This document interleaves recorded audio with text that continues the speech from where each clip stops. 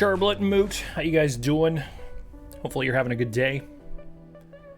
Yeah, I had some time this afternoon and I thought, you know what, I feel like playing some UN Squadron.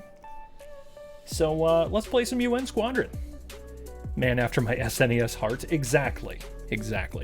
Everything sound okay? I'm still kind of tweaking the sound setup and stuff. Dandolph is here. It's a Burnsy street in a hat, no less. Although this is mirror imaged, hopefully you can see what's on this hat. It's the old the SR2 right here. I actually just recently brought this hat back from the dead because it had like gross sweat stains and stuff all over it, and I managed to get it cleaned up. I was pretty happy with myself on that. Time to wake up, me. Get up, Dandolph. Get up. You must awake. How you doing? Yeah, I have a little bit of time here this afternoon, so I thought, why not kick up a stream here of just something I want to play, like I've been meaning to get back to, but I haven't, and UN Squadron popped up, and I was like, yeah, we're gonna play some UN Squadron. Kerblet, arise. Arise, Kerblet. Children, arise. I should actually turn this music down, and we should turn up the UN Squadron music in the background. Because look at this, we can't ignore this. Arise, Kerblet. Kerblet, arise. Okay, let's get into playing some UN Squadron. So the reason why I want to play UN Squadron is I love this game, but I've never actually beaten it without save states. And so I thought, if I'm going to actually try to beat this game legitimately, why not make this a stream game? You know, right? Yeah, Kerblet, what's the name of that anime? I knew that it was based off of one, and they changed the name. Area 88. Okay, that explains why over there, our base has the 88 on it. Because, like, out of context, that just makes no sense. Right? Where you're just like, why is there an 88 by our base? That's kind of weird. But, what I find funny is that they changed the name of it for the United States release, right? Where they're like, we'll call it UN Squadron. And it's like, what kid in the 90s was like, oh, the United Nations? Sick. I'm in. It was just one of those where it's like, what's the most United States thing we can think of? I know. The United Nations. He is here. So this means that Dandolph has not only awoken, but Dan has migrated from Sleepy Dan to at least semi-not Sleepy Dan and on the computer Dan. I'll have to refund you that one, Altorn, because I don't think this game actually has more difficulty points or more difficulty settings. I think the default difficulty is the difficulty. I was actually considering playing Doom Eternal just to give that button a workout. I should turn it off. Piss, I was about to spam the crap out of that button. Yeah. Hang on, let me go turn that off here real quick. 1 second. Because it occurs to me that you may not be the only one who wants to spam the crap out of that. If we want to, I can switch to Doom Eternal here in a little bit, and then we would have plenty of reason to spam that button. Okay, that should be turned off now. I'll go ahead and refund you the points here too. Unless maybe... Oh, I can't because it auto-clears the queue. Never mind. Never mind. Those are just gone. I just suckered 400 points out of you. Haha. Also, Altorn, how you doing? Welcome. Yeah, Altorn's got those grudges about being booted out of the first officer position. Yeah. So, by the way, yeah, I can imagine, dude. Altorn, I'm so sorry. When I read your post the other day, I know what that's all about. So, guys, by the way, if you're here, Altorn, I don't know if you have the Gold Press Platinum points to do it, but we're going to keep the I Want to Be #1 submissions open for at least another week or two, and then we're going to have our election. So, because we're voting, you know... you can go ahead and throw your name in the hat if you want to. I don't know if you'll be able to rally the troops behind you, but, you know. Oh, it's on! Look at that. Murph showing up with the I Want to Be #1. What an entrance. Murph, how you doing, buddy? Sign me up, baby. That means... Okay, so I'm looking at the queue here. I'm looking at the queue. That means it's now a 3-way horse race between Flex, Pseudo Nick, and the mighty Murphicles. This is getting serious. This is getting super serious. Murph, how you doing, man? We're playing some UN Squadron, and I'm pretty good at like the first couple of levels, and then I start to get kind of bad kind of quick. Of course, I take damage right away. No big deal. I stayed out late. Nice. Were you doing? Were you actually like out? Were you like out on the town? Tell me, what is it? What is it like to be out? So, real chat actually for a second. My wife and I had some plans last night, and like our sitter completely fell through. So we had plans to go out on a date for the first time since like COVID happened, and then our sitter fell through, and we were both like, we were just kind of like staring off into the distance like, well, God, what do we do? You saw it banned and then you had Ethiopian food? Damn, that sounds good. Dandolf, what is friends? Friends are the people we talk to on Twitch. That is what is friends. Because these are the friends that you can talk to and not have to worry about vaccination status and mask policies and all that kind of stuff.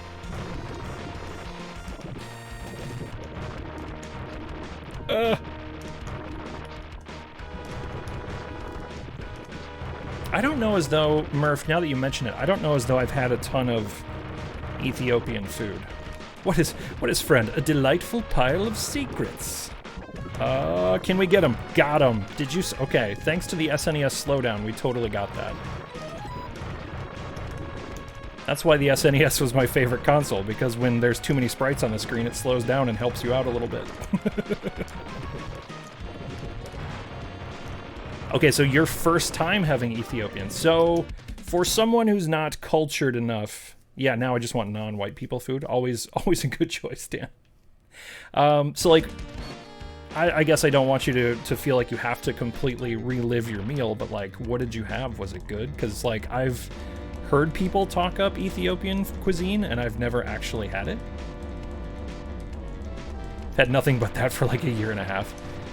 Yeah, we were actually, so this date that got canceled, we were gonna go out for sushi and ramen. And then it didn't happen, and I was mega sad.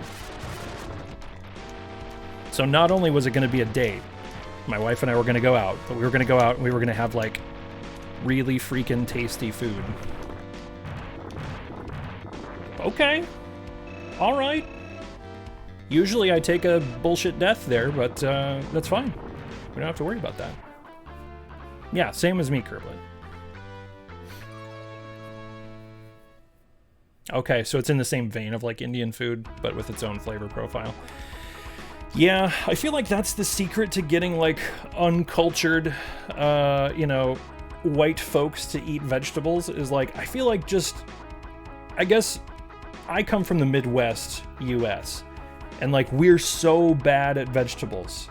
Like, we have no vegetable game whatsoever, and so that's why all little kids around here hate vegetables, because we're just so bad at cooking them. It's like, yeah, if you just steam some broccoli, well, I mean, steamed broccoli can be okay, but... Like, if you... Yeah, unless said vegetables are fried. That's a really good point. Speaking of which, Altorn, we found in the frozen aisle in our local grocery store, we found some, what are they? Were they asparagus? Asparagus fries, I think? And we put them in the air fryer, and that's actually pretty good. Because it's like, you get the same kind of crunch as a fry, but they're not, like, deep fried. This is a Joker hat. Yes, it is, Dan. Yeah, Normandy crew hat. Yeah, so this is the, and specifically, this is the Normandy crew hat. Can you name the specific game that it came from? There's clues all about. I'll give you 2 clues. That, you know, the lettering and the color scheme. You were this close. So I used to have the Mass Effect 2 version of this hat, which was white and black. Okay, because white and black with SR2 would be the Normandy SR2 Cerberus colors. This is the SR2 cap from the repaint when the Normandy SR2 was reclaimed by the Alliance. So they actually gave everybody brand new Alliance military uniforms. They got brand new crew caps. I definitely used to have the white and black Cerberus cap, but honestly, I'm not sad that it got destroyed, because once I got this one, I mean, fuck Cerberus, am I right? Make asparagus with feta cheese melted on it and it rocks. That would be really good and really simple, actually. I missed that. Best vegetables on the planet. Yeah, Murph, absolutely. Yeah, screw you, Martin Sheen. Okay, I think I'm going to do a bold strategy here. In order to do the desert, I feel like I have to have the plane that shoots down.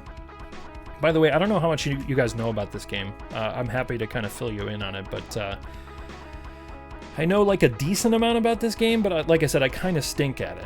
So I can beat it with save states, but that's pretty much it.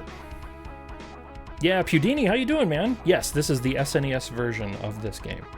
So, as Kerblet pointed out when he got in here, the game was called Area 88 when it had the native Japanese release, because it's based off of, I think it's an anime there, right? There might also be a manga. But when they brought it to the States, they were like, nobody knows. They had not exported any of that content to the US, so they just retitled it UN Squadron, I guess? Oh, the anime came out after this game. Oh, look at this. Kerblet's fact-checking in real time. Oh, man. Okay, hang on. Hang on, we got a second. We got a statement from one of our candidates. I need to have a scene for this. I don't have a scene for this. We'll just go to just chatting for a second. Hang on. Okay. One of the candidates to officially enter the race for first officer has made a statement, and we need to call attention to this. So Murphicles, who just threw his hat into the ring this morning, says, "Hear me, crew. As your first officer, I shall provide uniforms of the sweet ME2 color scheme." So that's a real Hail Hydra statement there if you read between the lines. Yes, he both literally and figuratively threw his hat into the race. There it is. Fantastic. We're working on this here election. So, what I like is there's a dynamic developing here where there's people who are getting excited for the election, and then there's people getting excited for the inevitable overthrow. And people are banking up points on both sides.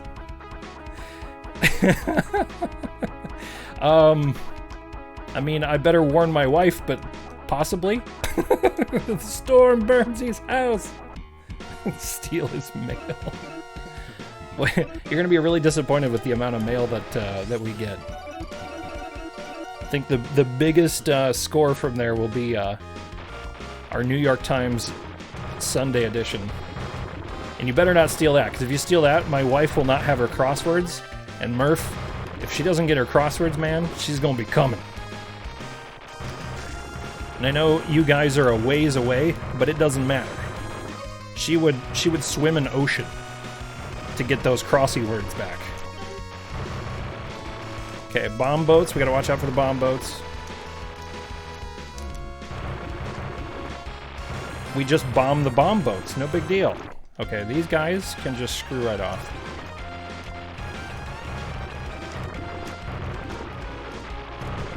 Oh, God. Also, I just want to point out this whole soundtrack, absolute banger. Also, Pudini, when you got in here, how you doing, man? Are you feeling better at all? Getting any answers and stuff? You don't have to go into it if you don't want to, but it's good to see you. I hope you're doing well. I've been thinking about you a lot, man. Okay, here we go. Some Area 88 knowledge. It first existed as a manga that started in 1979, then became an OVA, over-the-air anime series in 1985. Then 4 years later, the very game that Burnsy is playing came out in 1989. In 2003, a TV series was released. Oh, sick. Wow. That's kind of fascinating. I didn't know about the TV series. I wonder how hard the anime is to get a hold of, because honestly, I wouldn't mind seeing it.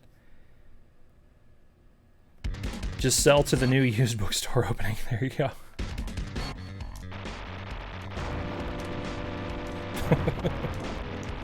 Okay. Oh, we're not quite doing any damage here. Oh, this is bad. We're going to Mega Crush early. I'm going to absolutely regret doing that. Yep. I regret everything. This was a big mistake. Okay, SNES slowdown is hopefully going to save us here. Oh, God. Oh, God, it's bad. I think I'm probably supposed to have a plane upgrade at this point, but it's fine. Oh, God, and we're perpetually damaged. So, one thing about this game for the uninitiated, you have a damage system. So, like, down below in the corner where it's flashing danger, normally when you're playing this game, if you take a hit, you have a recovery period and then your plane is repaired. But if you take enough damage like I just did, you're just always flashing, and then that means the next hit will completely wipe you out. So you should switch sides and use your expertise to rise the ranks. I own the DVDs for the TV series that came out in 2003. Got it as a gift from my father, who's a fighter pilot in the U.S. Air Force, now retired. I'm not sure he appreciated the gift, though. Well, you know. That's cool, though, Kerblet. So I have to ask the question. I'm sure the gift is cool just for the sentimental value. Damn. But is the show any good? Oh, damn. Okay, question for you nerds. What color do you think of when you hear indigo? So indigo, as I think of it, is like... I don't know if you guys are seeing Murph as the same color I am in chat, but it's like kind of pink, kind of purple. Like indigo to me is that like weird between area between pink and purple. Okay, well, I'm wrong. This is... okay, this is usually how it goes. All right, cool. It's actually black, apparently. What? Yeah, blue and purple I think would also... Yeah, Kerblet's probably more right. It's actually black. Explain. Welcome to the Indigo Corp logic. Murph is orange. Oh, okay, well, for me, he's like basically pink. Flex, how you doing? The company you work for is called Indigo. This is, which one is the, okay, this is the ground ship, and I don't have enough money for that. I really need to farm up cash for that, their plane.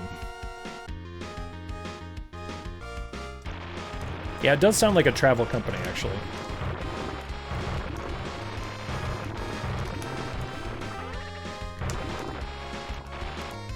They're starting this new revolution with their colors. Their words, not mine. Oh my god. That is the worst. Okay, I know some marketing people, and they're really nice people, but I also feel like marketing people sometimes get just a wee bit carried away, because no one in the history of anything has ever referred to anything marketing has done as, we're starting a revolution. Even legitimate revolutions in marketing are only that, like, in hindsight. I get really fatigued with, like, marketing speak. Companies, like, talking up their own thing where it's like, you know, this bold new direction is going to spark a revolution.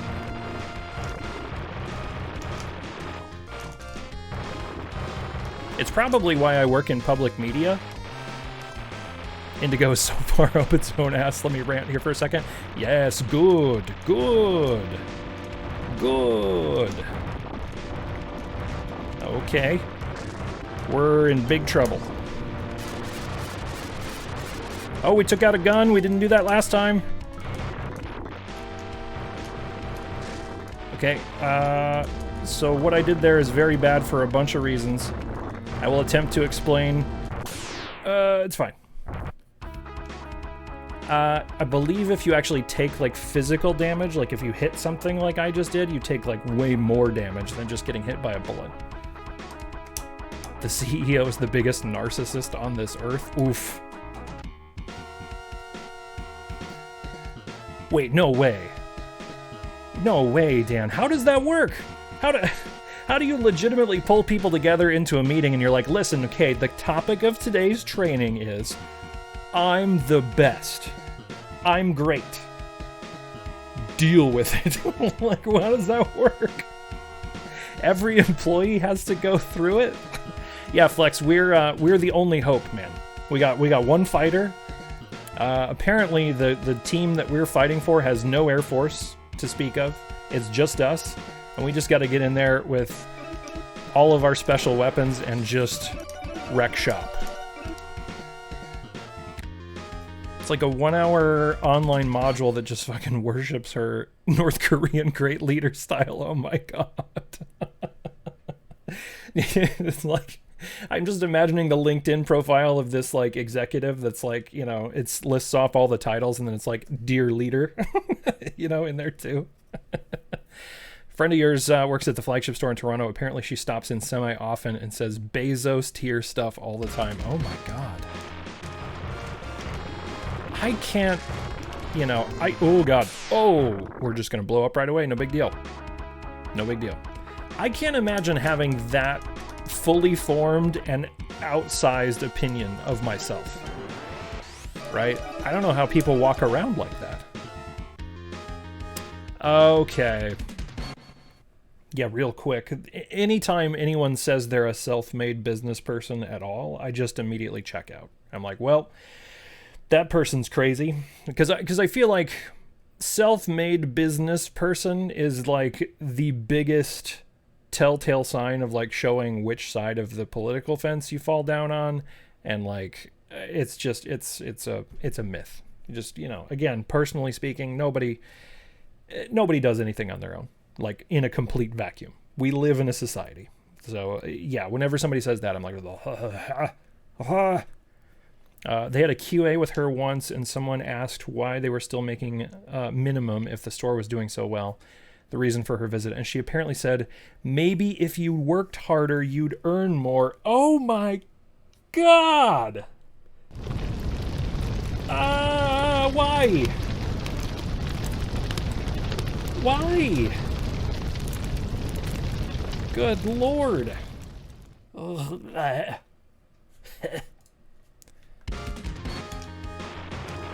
Also, apparently I had the emote wall off. Let's see if it works now.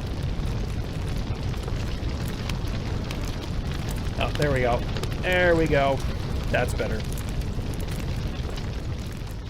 She married a billionaire who bought all of the competition across Canada. Her business was failing hard. So, yeah, if you just work harder, i.e. marry into your money, that's always the way it is. That's always the way it is. Always. There's such a... and I kind of hate in the US how we have this, like... We sort of have this, like, myth that perpetuates it, right? And I'm sure it's that way many places. I don't want to say it's exclusively a United States problem, but, like, you know, there's just all this BS, like, idolizing of you know, business. And, oh, man, I'm getting worse. Holy cow. Okay. Well, we're going to burn up a continue here, and we'll see how we do.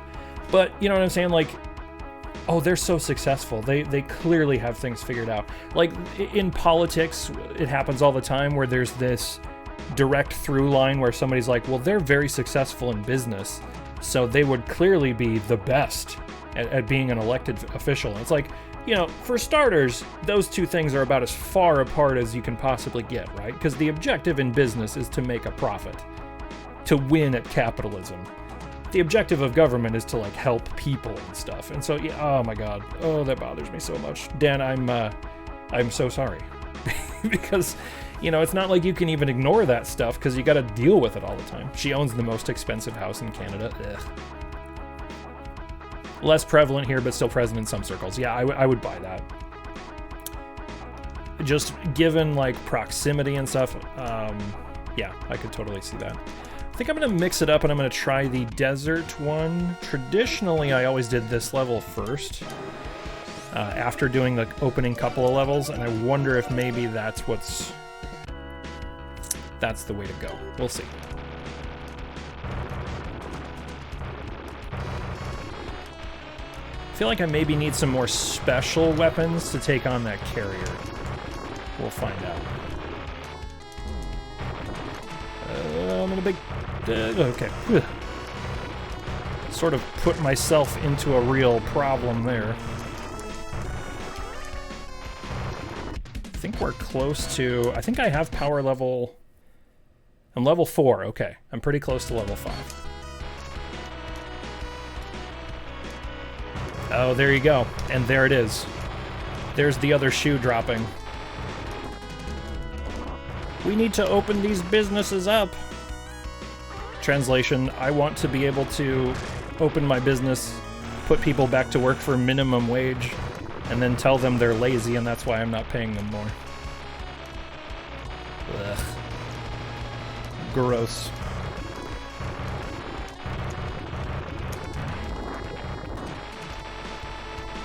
Not to mention, too, I mean, that's the biggest thing that came out of the pandemic, I think, just opening most people's eyes into, like, who real essential workers are. And it's like, they're always the people who get paid the least. And so I find it unbelievable that people are still willing to use that narrative where they're like, well, maybe if you worked harder. And it's like, folks were showing up every day, putting themselves in danger to keep society running. I feel like that's probably working hard enough. Don't you think? Maybe?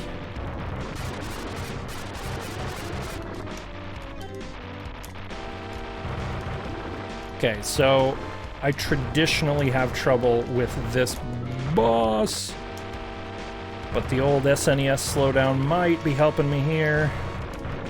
I think I need to remember to just scooch forward. I gotta watch the pattern. Ouch. Oh, that was very close. We did it! We did it! Whoa! Okay, I definitely should have started with that level first, but that's not a big deal. Because what we're going to do is we're going to turn that profit that we just made into some stonks. Thank you, Dan. I feel like I'm good at video games. Thanks. Apparently the entire thing was just her telling everyone she deserves more money. She had an online summit that everyone was required to attend that I completely skipped. That's insane. That's really like, damn, that's like megalomaniacal levels of insanity, because this was, I assume this was a like summit with pretty much mostly people at the company. Like, is most of the people who are there are people that like you're paying and like don't have any like sway in that? I suppose if like there's a board and like the board of directors was there or something, but that's just insane.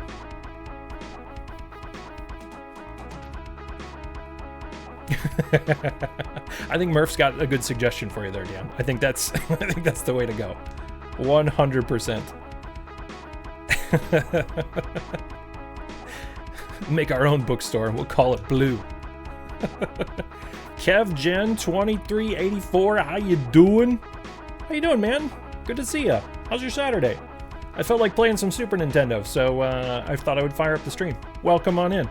We're talking about how sometimes powerful CEOs are maniacs, and sometimes specifically certain powerful CEOs who some people who work for in chat here are doing pretty nutso stuff.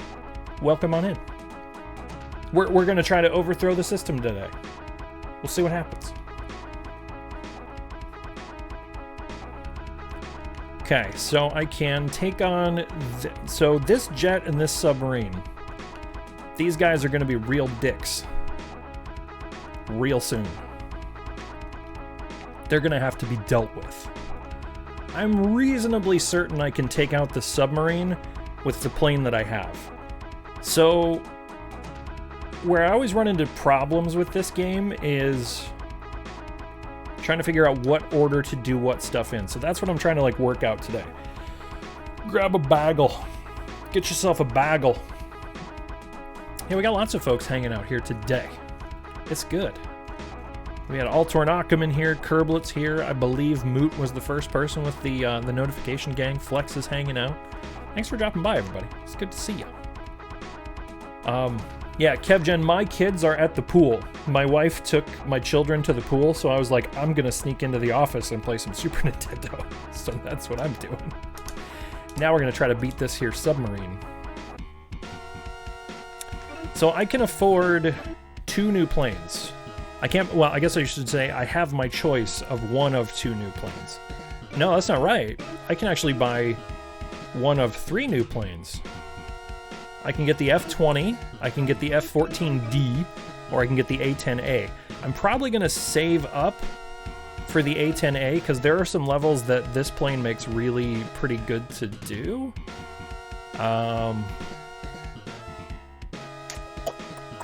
Yeah, I don't know. This one says it's excellent for both ground and air attacks. Largest number of ground weapons, forward attacks. Like a husband with no family to watch would do, naturally. Ooh, Turtles in Time. Turtles in Time would be a good one.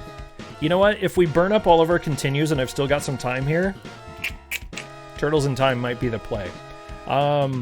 Turtles in Time I have beaten on normal, but I don't know if I've ever beaten on the harder difficulty, because it's one of those games that when you beat it, it's like, okay, now come back and beat it on the real difficulty, you scrub.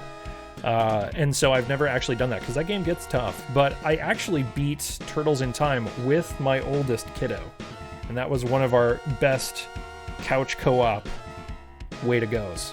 Hey, Kavey's here. Kavey, how you doing? It's Kavey the monkey. Kavey, good to see you. How's your Saturday? We are one man. We are Greg Gates, the best pilot, clearly, against an impossible army. Kavey, you ever played this game before? This is one of the games that I think the first time I ever beat it, I totally beat it with a Game Shark, I think. And this is one of the games that, like, I famously talk about how I never had, like, consoles growing up. And so this is, you know, when we had, like, a sleepover, a buddy of mine would bring his Super Nintendo, and then our video rental store had a copy of this game, and we would always rent it. That guy tried to get me. Did you see that? He tried to get me. We dodged. We doged right away. Smoking a pork butt for your neighbors, and you have not played this. Man, Kavey, I want to be your neighbor. That's hella generous of you. Wow, wow. Yeah, you gotta have more people that know it. Yes, exactly. Exactly. You gotta have a crew of people committed to, like, Turtles at that point.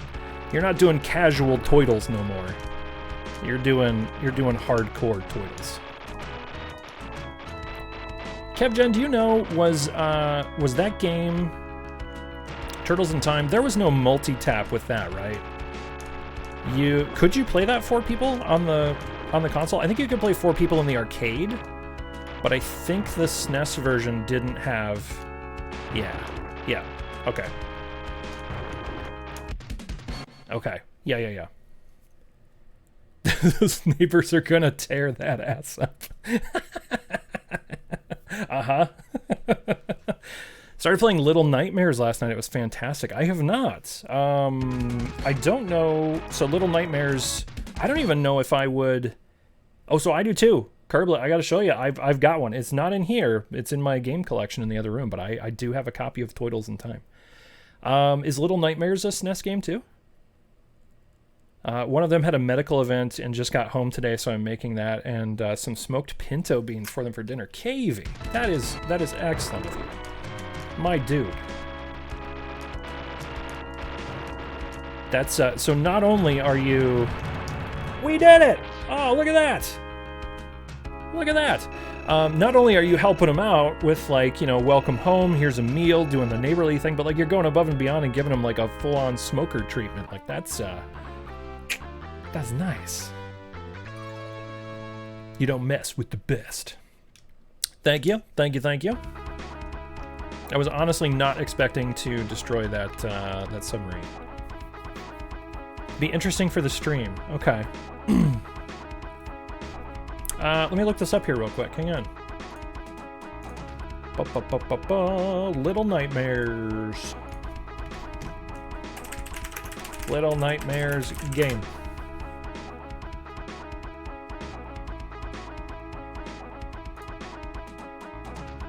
Let's take a look at this. Hang on. I think I've got see. If I do screen, it's probably going to do the wrong screen. What I should do is I should do a capture of monitor 2. Hang on. Properties. Let's do display 2 instead. Oh god, OBS, why? There we go. Can you guys see that? You guys seeing that okay? So this is Little Nightmares.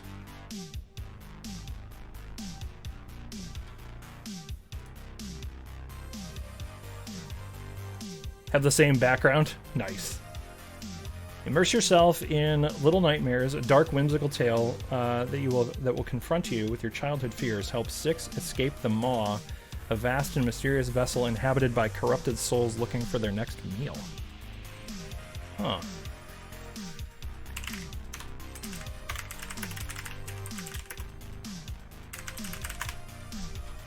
Let's look at this 1 second.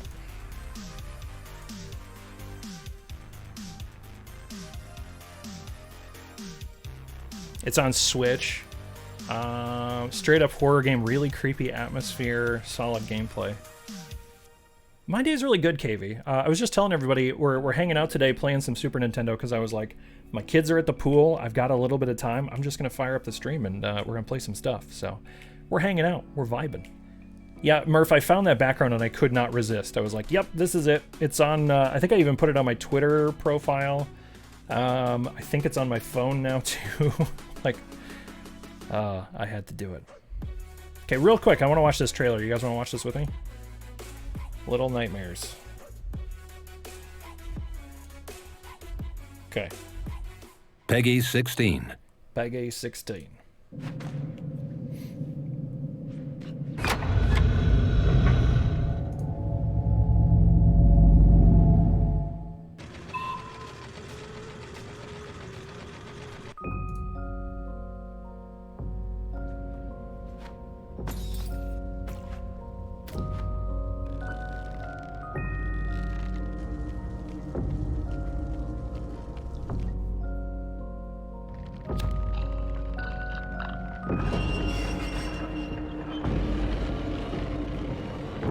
I love the art style for this.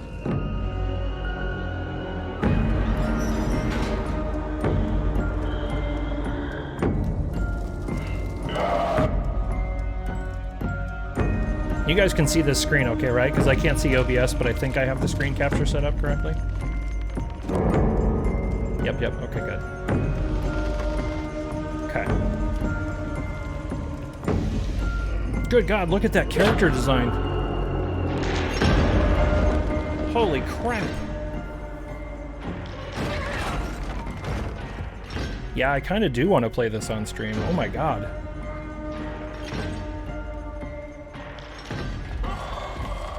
Jesus.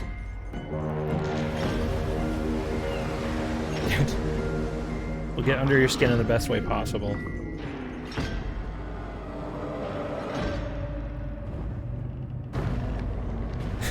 Murph's like, oh, this game.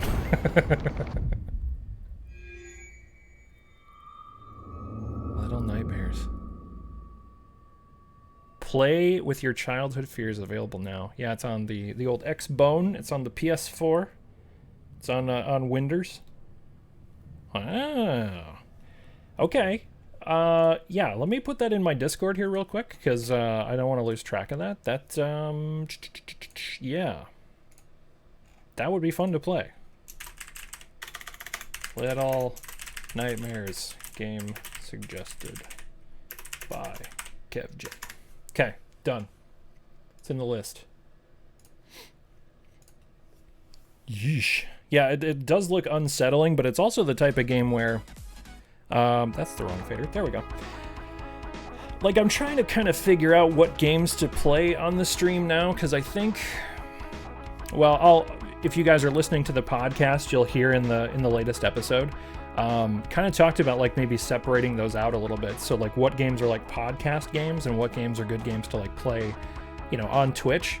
And like, that's why I kind of fired this up today, because it's like, oh, I can play this and just pause it and talk to you guys and stuff. But like that would also be perfect, right? Because it's just like super creepy, scary stuff.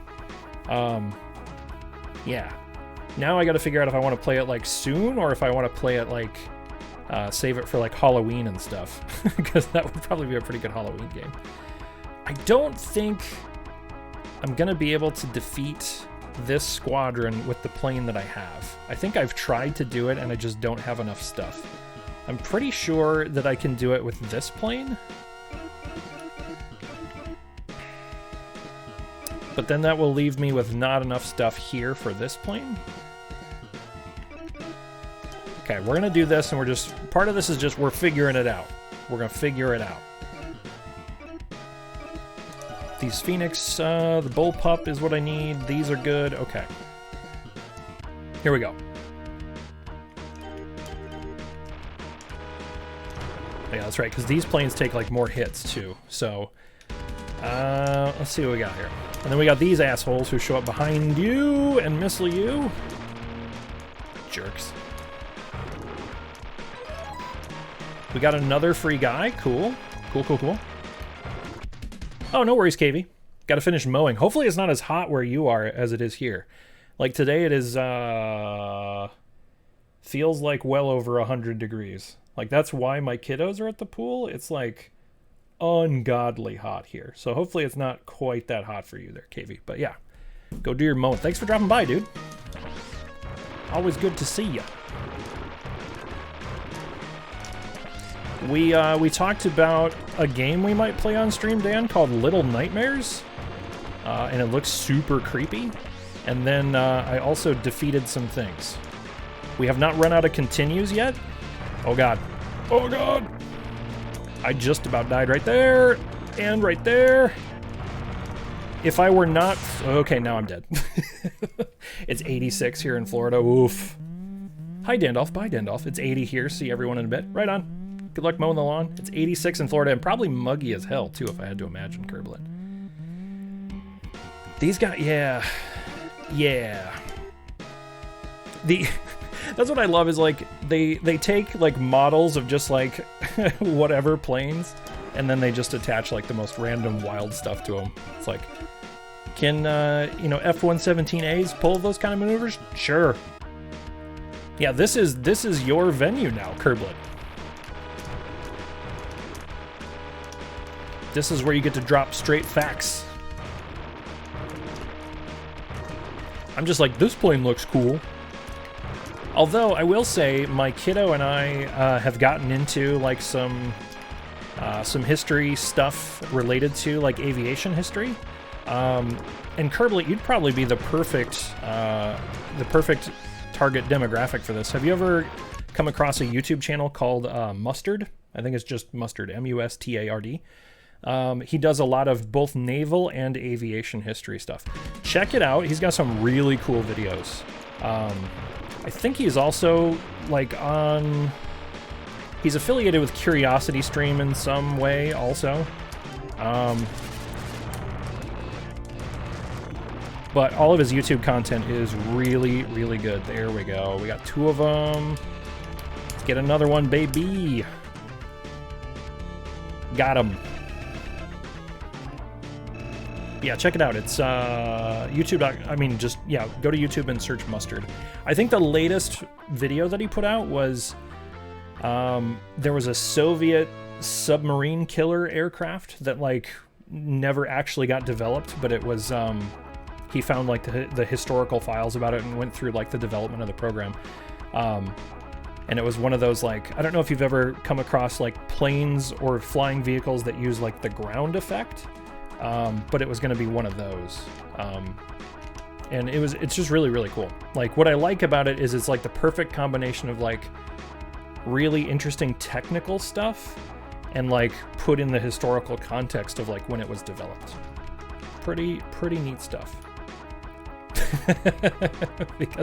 because after he, you know, went west, you know, and the ships went west, eventually they got bored and they came back and had to help Area 88 over there fight their war against whoever this is. Maybe the planes that were fighting Dandolf? Maybe the planes we're fighting are the forces of Sauron. This is a good question. I've never put that together before. Also, why does Elrond have an X on his head? That's what I gotta know.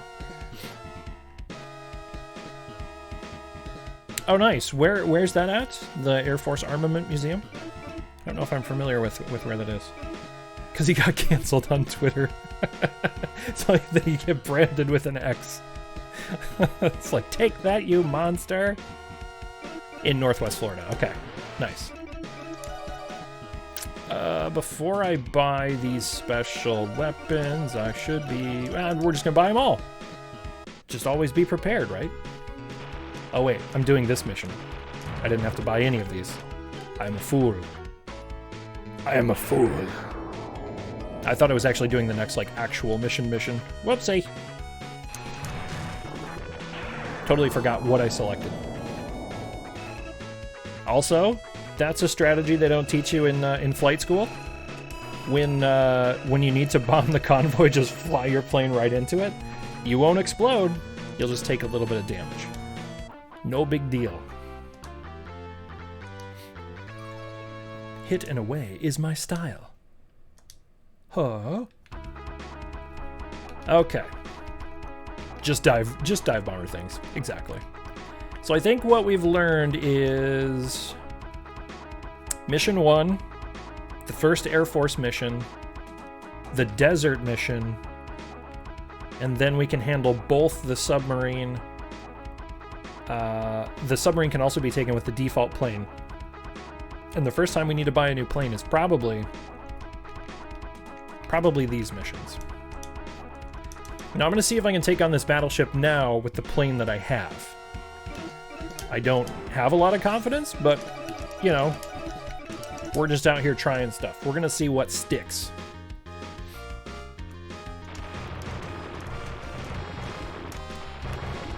So, Kerblet, I don't know if I asked you specifically, have you played much of this game? I played a decent amount of it, but like I said, I've never beaten it without, like, save stating, save scumming, you know, that kind of stuff.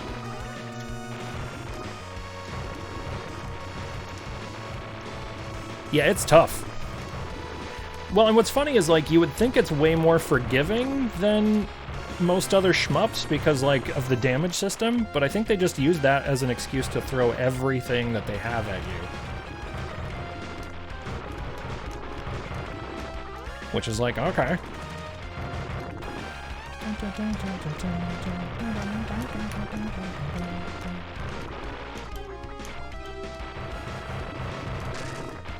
When you're searching for a special weapon that is just not there.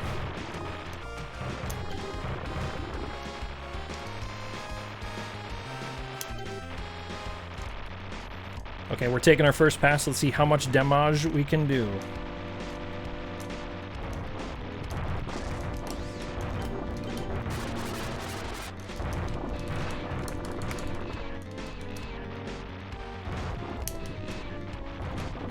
Okay, we can't quite destroy that.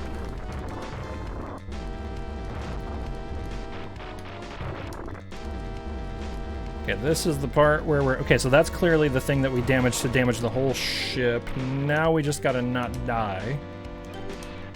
That's the wrong thing. Okay, we're going way down here. Oh, I should have died there. Oh, Dan, I'm sorry. Rip for the bagel. Pour one out for our homie, the bagel.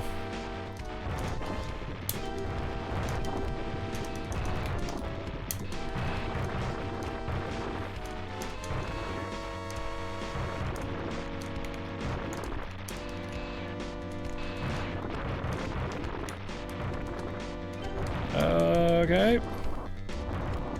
We're doing better. We've blown up many things. We're out of bombs, though. Okay. I think we're just perpetually damaged. Oh, biscuits sound pretty good, Flex. Did you just eat the biscuits, or did you have anything on the biscuits? Because I will say, one of my all-time favorite, I don't care how many calories it is, just I'm going to eat it right now, is biscuits and gravy. Like, if you can get really good biscuits and gravy, oh, man. Sausage links were on the biscuit. See, that's living. That's living right there. Oh, we almost died.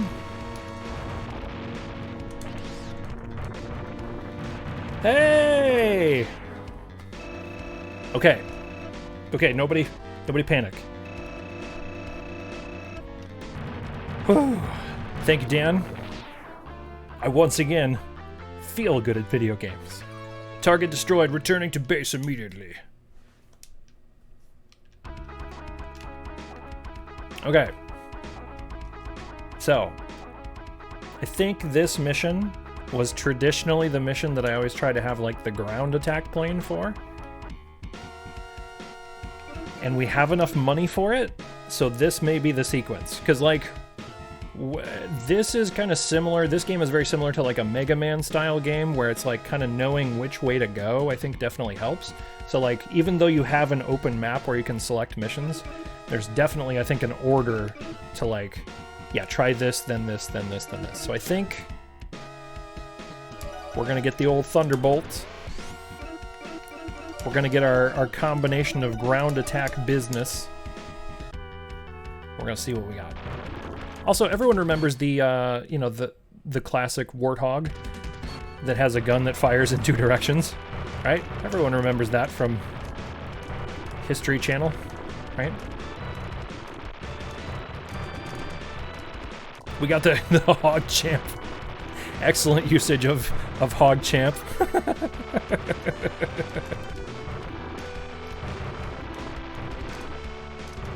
Okay, yeah, this was the move. This was definitely the move. Okay.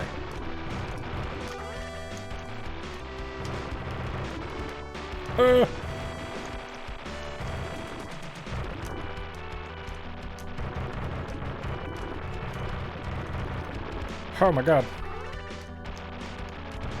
Yeah, right?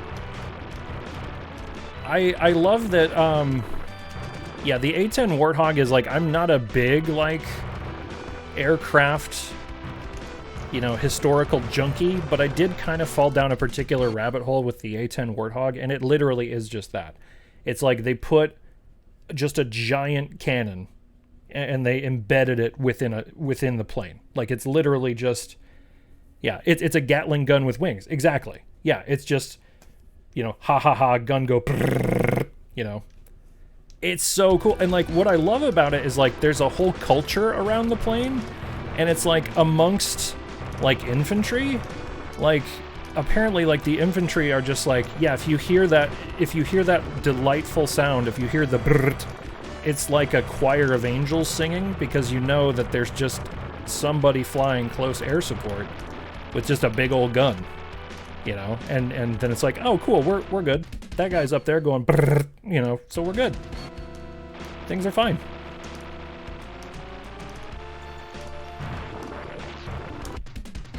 Heavy, exactly. I didn't even think about that, Dan, but that's exactly what it is. It's just,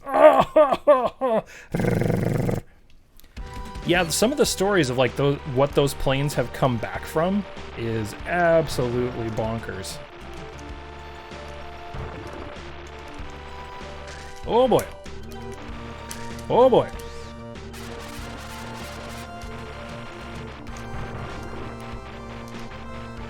SNES, slow down, don't fail me now. Oh god, that was very close.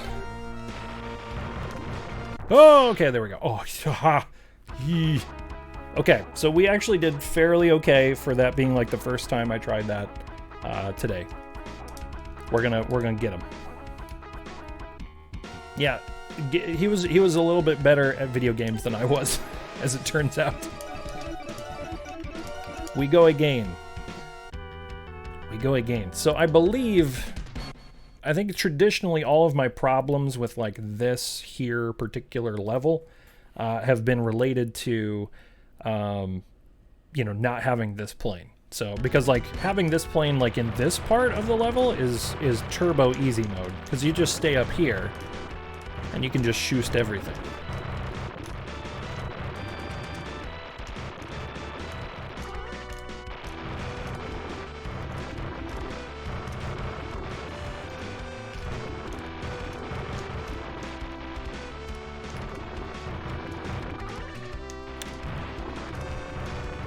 Oh, also, guys, I was, I think tonight is actually probably going to be a big night for the fam, because my oldest kiddo, who is going to turn 8 here very soon. I think tonight will be the first night that we watch the entirety of the first, the original Star Wars film. Because I've actually kind of held him off. We've watched like a lot of, he's played a lot of like the video games and stuff, but he's never actually watched any of the films.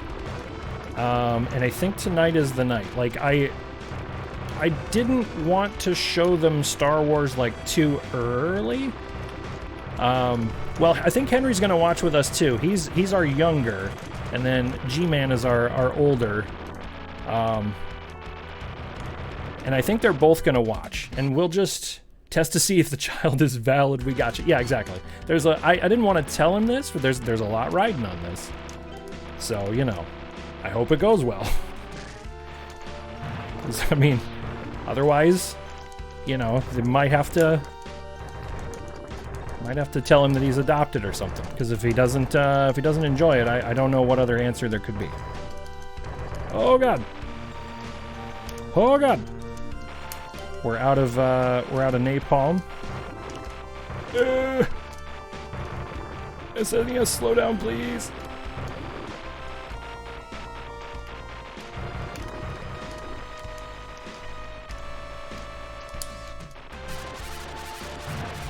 Oh, we took out the big turret too. Look at that. Look at that. Oh, I don't know what this is. What is this? Oh, it's a full heal. This game has full heals? But I'm weirdly kind of nervous about, like, showing my kids Star Wars because the full meal. Because, like, what if they do hate it? Like, then what do? You know, right? What is the reaction of your kids? Like, you know, because objectively, like, the original Star Wars is a film that was made in 1977. Then you get depressed. Yeah, I mean, that might just happen.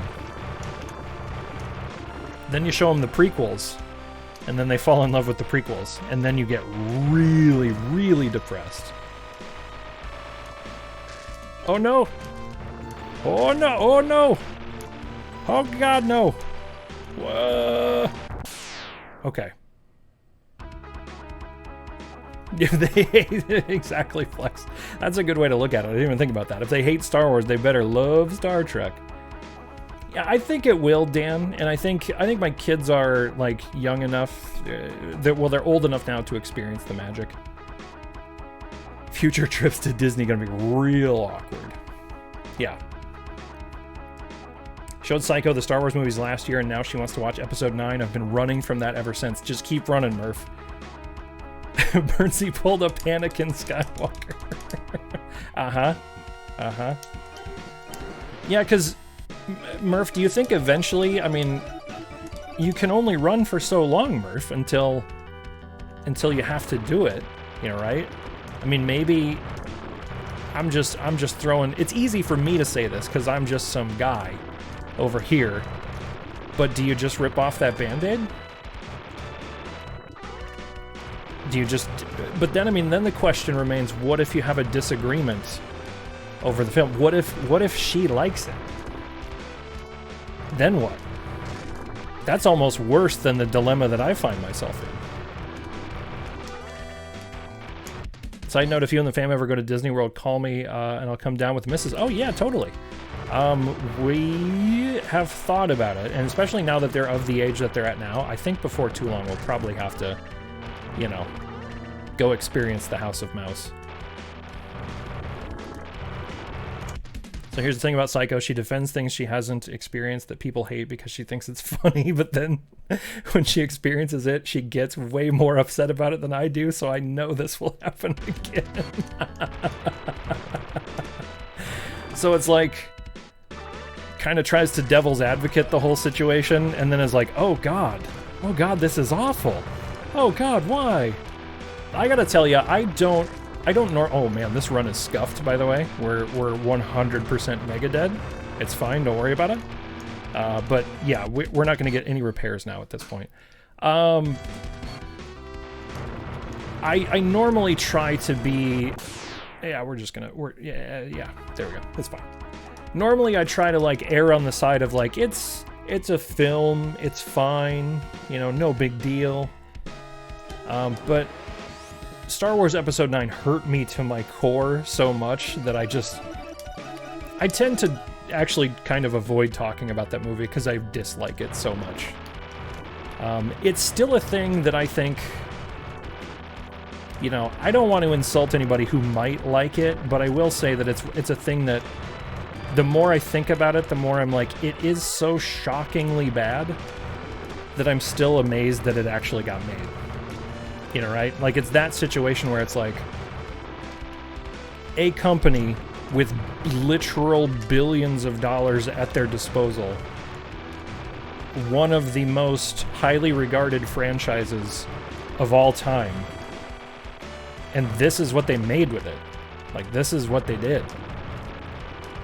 You know, it kind of, I guess, the takeaway from it is I should feel, by comparison, relatively good with any creative endeavor that I do.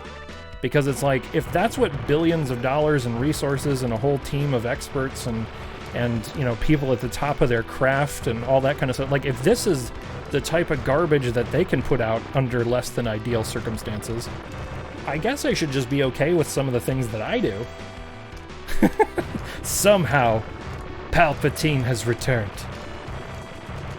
Have you seen, Dandolph, have you seen the interview with Oscar Isaacs where he literally, like, he looks at the camera at one point, and I can't remember what they're asking about. I think the interviewer is being kind, and the interviewer just says, like, oh yeah, well, he's, you know, Poe has had really kind of an interesting arc over, you know, over all these films, and he just kind of, like, looks dead into the camera, and he's like,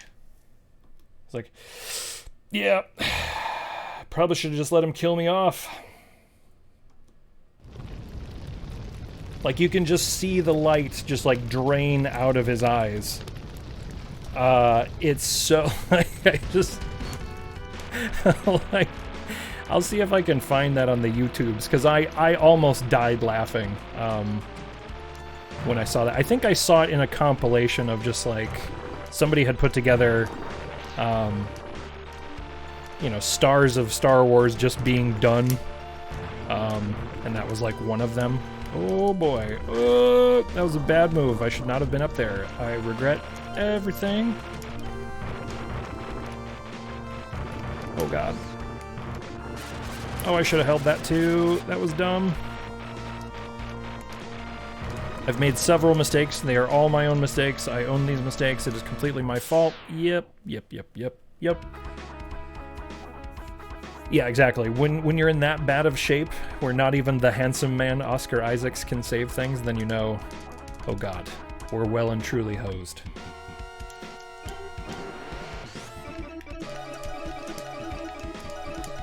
I also do find it kind of bad that, you know, he clearly had things that he wanted to do with the character, specifically with, like, the love interest, right? Like, I think both he and John Boyega were, like, on board with the idea that, like, maybe there's more than just a bromance between Finn and Poe, right? And I'm pretty sure the House of Mouse was like, oh god, I don't think we can do that. Didn't get a live notification from Twitch. Thanks, Obama. Pseudo Nick, how you doing? Welcome back. Sorry about that live notification, man. Twitch gonna Twitch, I guess. Yeah, exactly. Yeah, China profits. It is kind of weird to think about how much that influences content decisions in modern film. Because I had not realized how much of the market China was until I think there was a story on, because I'm a public radio person, I have to plug public radio, Marketplace, with Ka Rizdal. I think they talked about how much profits from China account for just, like, the bottom line for Hollywood, and it's like 50% at this point. It is ridiculous. And so it explains most of the way that, like, blockbusters work now. And they were talking about how it has, like, completely shaped the content in terms of, like, the big, dumb summer blockbuster. Because if you can make your summer blockbuster in such a way where your characters are as generalized as possible, you don't have to worry about, like, localizing things as much. You don't have to worry about things that are taboo as much. It's really, like, I did not realize that it was in that context that, I mean, it makes sense in hindsight, right? But, like, it sort of explains why summer blockbusters anymore are just, like, all spectacle, no character. You know, and I mean, I'm not saying that, like, Top Gun or anything was ever, like, you know, Shakespeare by any means. But if, you know, if you've noticed, like, the reduction of character plot arcs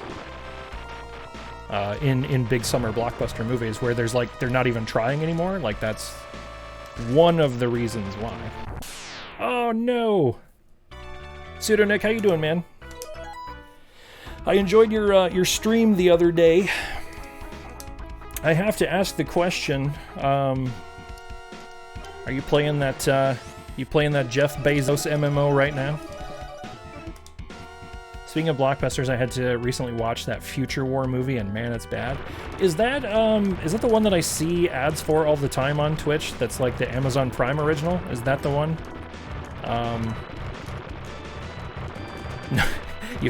You have it under control. Okay. Yeah, was Jim from The Office in that, or who was in that? Like, I remember, like, oh no, it's what's his name? Who was in the Jurassic Park movies? And Chris Pratt. Yeah, Chris Pratt. Yep. So would not recommend even for the price of already included with Prime, huh?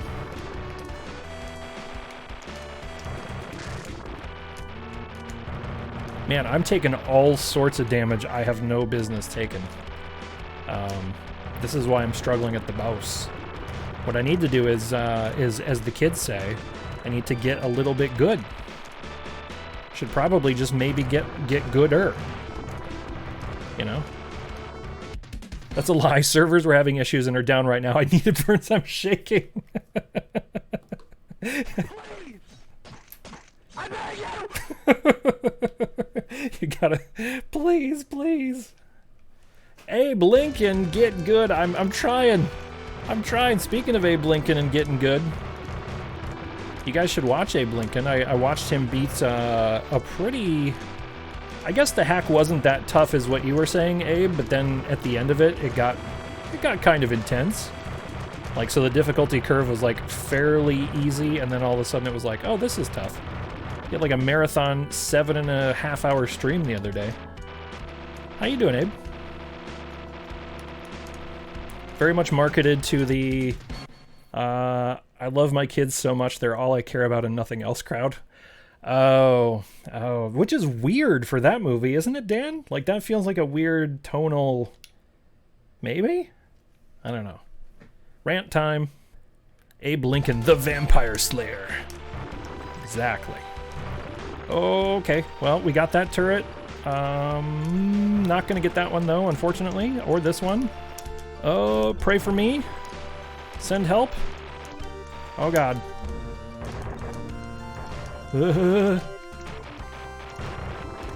Okay. We're gonna hover right here in the SNES slowdown zone. It started intermediate and ended up on nightmare. Yeah, like when I watched you, I think Abe, the level that I watched. By the way, let's if you're not following our good buddy Abe Lincoln, go check out his channel. He plays a lot of.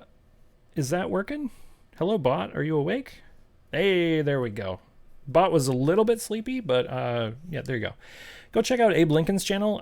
He plays tons of Super Mario World Kaizo stuff, and it is just, he's better at video games than I think I will ever be. So if you want to see someone who's actually good at video games and not just a guy who's trying to kind of semi-be good at video games, you should go check him out. Kerbla says, all caps, here's the rant. I'm getting real tired of lazy studios disguising their I can read their shitty movie with hype-filled trailers where they use only good parts of the movie and create said trailers. I mean, yes, that's the craft, man. They take, you know that you're in trouble when the only time you've been interested in a movie is the 2 seconds where they show, you know, the things from the trailer, and you're like, oh yeah, that was the cool moment from the trailer, and then the rest of the movie is just flatline, and you're like, this is really boring. Yeah. That's a real problem. You could play Kaizo if you turned on the game and pushed the buttons. That is... I have thought about it, to be honest. I have kind of considered some of this like starter Kaizo stuff. I don't know how successful I would be at it, but it weirdly that dovetails into some of the stuff we were talking about today. I guess you don't have to be good at something to get enjoyment out of it, right? I'm sure the people who made Star Wars Episode 9 probably had fun making it. Well, maybe I don't know that either. But that thing turned out terrible. Got him. Take that, Star Wars Episode 9.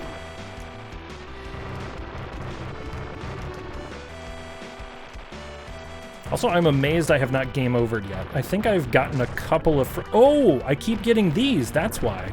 Is that a free guy? No, that's just money. Okay.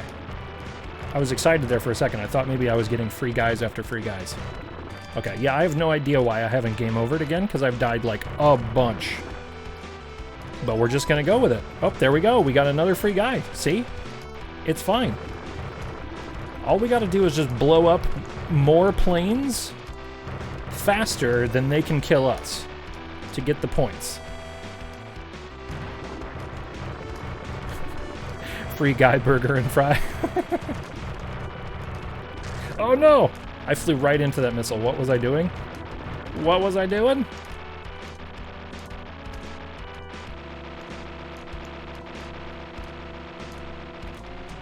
Okay, so what we're going to try to do is we're going to try to keep skimming the surface here and blow up as many of these turrets as we can on the first pass. That has to get me out of position just for a second, which is real bad. Yeah, okay, we got all the turrets. Okay, we did the thing. So, this is what I probably should have been doing the whole time. Just focusing on those turrets. And then, you know, not dying. Oh, God. Speaking of not dying. Almost right on cue. Oh, we needed the iframes. This is a full heal. We're going for it. Oh, yes. Okay. Okay. Okay, nobody panic. Nobody panic. Okay. Now we take out the big turrets. Guys, this might be happening. Guys, please. Okay. I think this is the central core. I think this is probably another one of these bosses where you have to blow up all the turrets and all the general riffraff on it. We're just going to take another pass. We're going to fly casual. We're gonna fly casual. What happened? Okay, okay. We got two... But not too casual. Exactly. Dan gets it.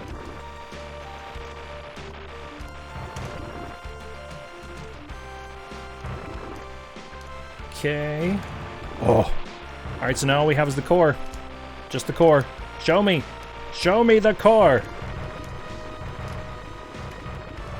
Show me! Oops. Okay, well, we'll take another pass. Well, now this fight is just boring. It turns out when you blow up all the things that are trying to kill you, then it's just... then it's fine. I don't want to say we have this in the bag, but we might have this in the bag.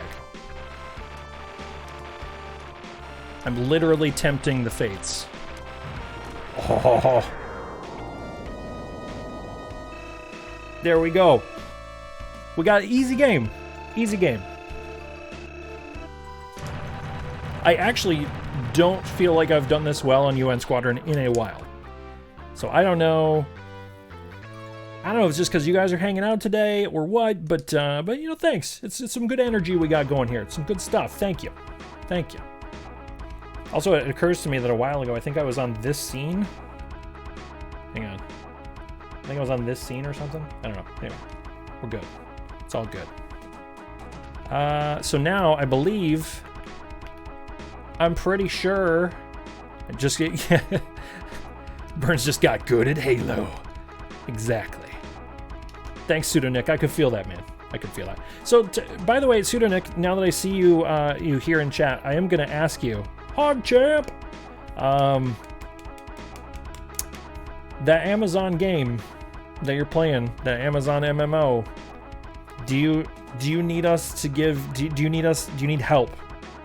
Do you need, because I know you said you haven't felt that way since WoW, about a massively multiplayer online game, and whenever somebody says something like that, I'm immediately like, oh no, they might be in real trouble.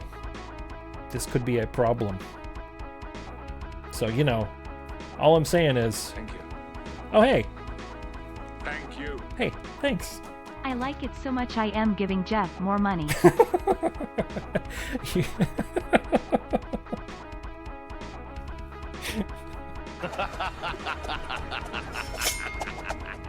So, what I like about that is, did you intend for that to be as meta of a commentary as it was? Because, like, you made that statement with a subscription on Twitch, Thank you. which is also giving Jeff more money.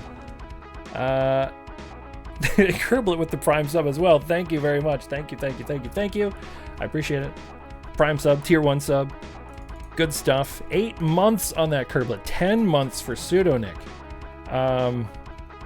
Yeah, I'm just saying, if you need us to drive to your house and, you know, like, do some sort of a, like, support circle or something, there's a thing we can do. You know. I've seen people fall down the MMO rabbit hole. I seen it. It's not good. It can get ugly. Because it's you know, whenever people say like, oh yeah, it's just like that WoW hit, man. It's just like, they talk about it in the same way that, like, you know, heroin users are like, oh god. Oh god. Oh, and your FF14 obsession. I did see you playing that the other night, Dan. I think I was finishing Mass Effect, which, by the way, I don't know if you guys saw, I posted in the Discord. Mass Effect 1, the Legendary Edition, still has a freaking game crash bug in the final fight of the game that was present since the original Mass Effect 1 in 2007. So, thanks, EA. That's great. Jeff's an asshole. He's the pile of dead corpses in Axiom Verge that just taunts me with his laziness. Kerblet, I saw you playing that the other day, and I was gonna lurk your stream for a little bit, but I actually still want to play that game, so I didn't want to be spoiled. But are you enjoying that? Is that good? Because I think I want to play that game. I believe I have a copy of it in my Steam library. I'm pretty sure. Okay. Dan, has your FF14 obsession reached problematic levels? This is, you know, guys, get this is a shared space. If you guys want to talk it out, that's what we're here for. We're just some buds hanging, playing video games. If you want to say like, no, I don't know, man, it's real dark. FF14, I think about it when I go to bed. I see it every day when I wake up.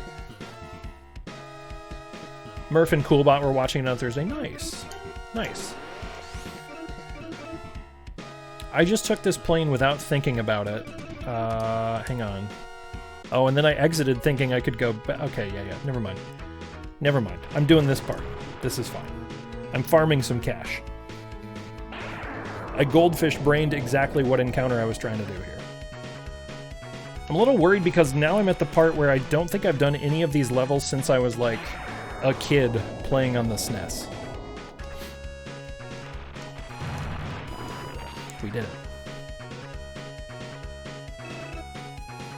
Oh, really? Visuals whiplash back and forth from direct Super Metroid style to modern pixel art. Huh. Yeah, so I think the only thing that's actually turned me off from playing Axiom Verge sooner is, like, the visuals to me very much were, you know, it's like skull and crossbones, like piles of corpses type stuff. Like, just because it's real dark and gritty and gray, but is it that, or is it just, like, kind of what it looks like? I had a hard time getting a good, like, vibe check from that game, if that makes any sense. That was just one section. Yeah, exactly, Curb. What we were doing is what the A10 is up for, yeah. Oh, Dan is a vote against Axiom Verge, but you think you're the outlier. Okay. Okay. Environment very influenced by Metroid. Makes sense. If you're gonna be inspired by something, why not be inspired by, you know, perhaps the grand pappy of them all, or I should say the grandmother of them all. So I can afford any of these planes. I have a downward attack plane and I have a upward attack plane. So here's the part where it's like, do we try to get through with the planes that we have and save up for this guy, the F200, which, if I'm going to read what the F200 says, it says, this is the ultimate fighter and has every function. It's the ultimate. It says right here. It says it's the ultimate. Can't explain why, but the game was just very frustrating for me to play. My next question, like as I'm reading that down, I was like, well, what? How do you mean? And then it's like, he just said he can't explain it, Burns. He just said that. Can't you read, Strimmah? I'm a graduate of the Derek Zoolander Kids Who Can't Read Good. Oh shoot! I think this is the level where I want the upward attacking plane. I think I literally took the wrong plane. Yes. Yeah. Okay, so we're gonna try to make up for it by using our downward attacking plane.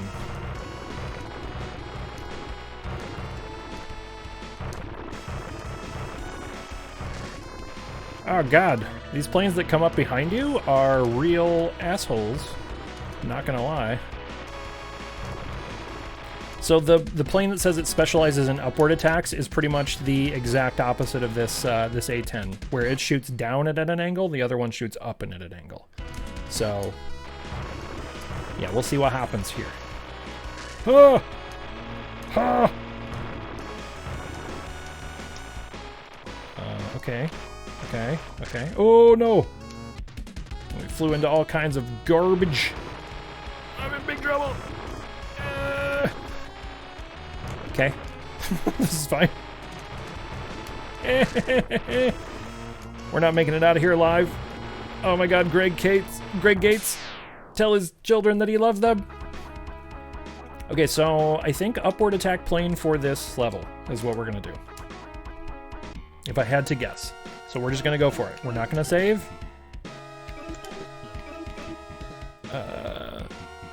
Yeah, a new fighter, it can be equipped with upward attacking weapons. Yeah, I guess that's a good point, Kerblet, is that there's a lot of other Metroidvanias out there. Okay, so see, Dan, that's why I was asking about the, you know, the aesthetics of it, because that's, I think, kind of where I was with it. Like, I don't know as though that vibe is necessarily me either. Because I'm trying to think of what other Metroidvanias are on my list that I might play. And I keep hearing such good things about Axiom Verge, which is why I kind of want to play it. But yeah, it's sort of, that is specifically the thing I think that is putting me off. I think you've nailed down exactly why I'm kind of shying away from it. Okay, we bought this thing. A gun pod? Okay, so these are the homing missiles. These are the bombs that sort of track. The gun pod is the upward diagonal cannon as a special weapon. This shoots missiles straight up. I'll buy it at a high price. Let's do it.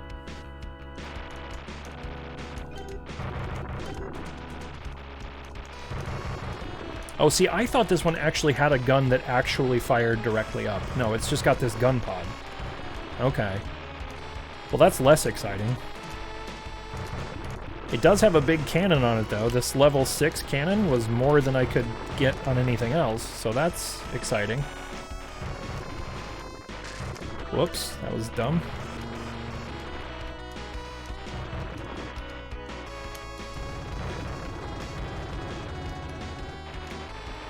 Okay, so that gun pod lasts for maybe 5 seconds when you hit the special weapon button.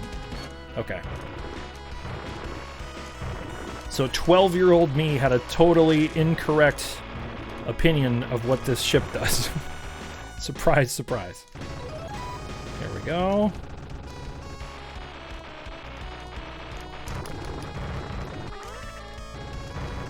I mean, I feel like you kind of nailed it there, Dan. The aesthetic is sort of... I mean, future horror is kind of what I got out of it, I think. I think future horror is fair. Oh! There are ships everywhere! Somehow we're alive.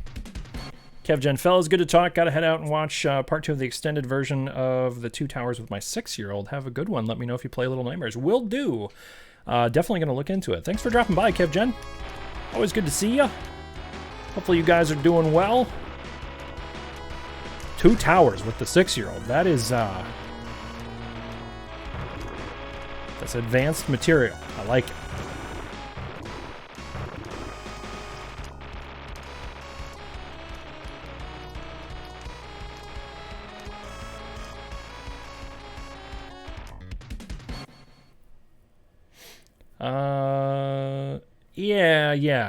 Yeah. Melting flesh. Yeah. Yep, that's kind of where I was with it, where it's like, it seems kind of like, I don't, like, this is gonna sound almost too derogatory, but, you know, kind of edgelordy is almost, you know, oh god, I thought that shield lasted way longer than it did. You know, it almost, like, sometimes you can describe visuals of a game as like back of the Trapper Keeper art style, you know, right? Where it's like somebody's like, this is metal, and sometimes that's cool and good, and then sometimes it's like, I don't know if I'm into that. And I feel like it's that, but on the side where I'm like, I'm not so sure I'm into it. Akira, yeah, that vibe, yeah, definitely. Okay, so we got to remember that invul shield that I got does not last nearly as long as I thought it did. I was like, I'm invulnerable, and then I was instantly destroyed. You call that Pog's art style? Oh, wow. That's a good pull, actually. Hey, remember Pogs? Look, Bart, Alf Pogs. Remember Alf? Now he's back in Pog form.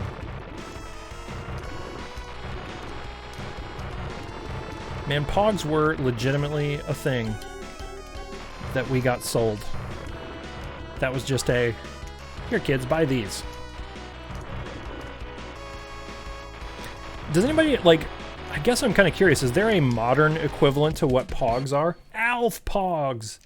My kids have, I don't know if, what are they called? They're called Beyblades.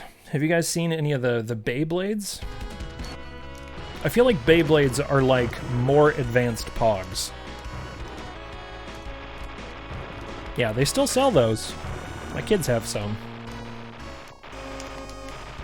I feel like that's the natural outgrowth of like Pogs, right?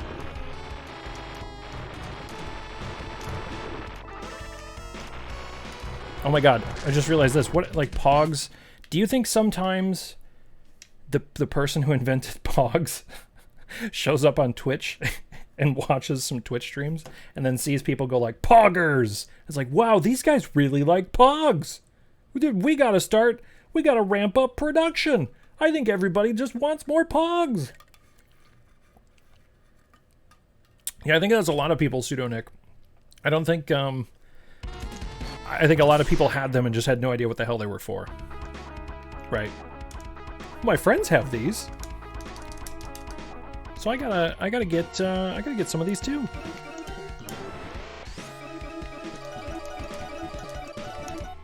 Okay, I'm actually losing money now. I'm buying so many special weapons that every time I start this mission I have less money than I had before.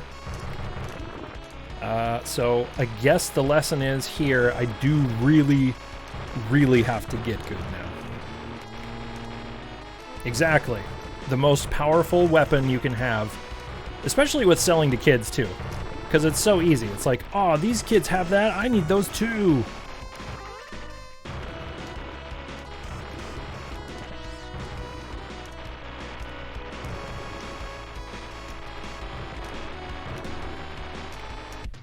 I think for mine and Murph's generation, the big thing for a while was marbles. Oh, yeah. Mm-hmm.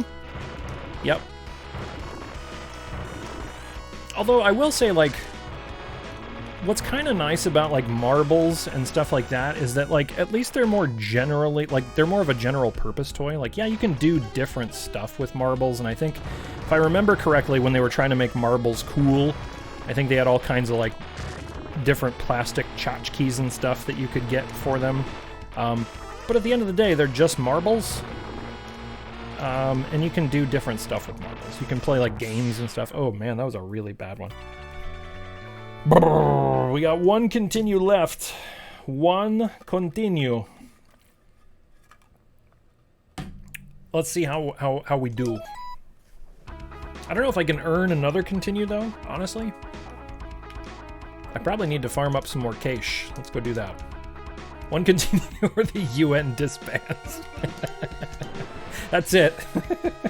If we don't do this in one clear, the entire UN is calling it off, baby. They're just like, forget this, it was a bad idea. We put all of our eggs in the Greg Gates basket. That guy couldn't get it done.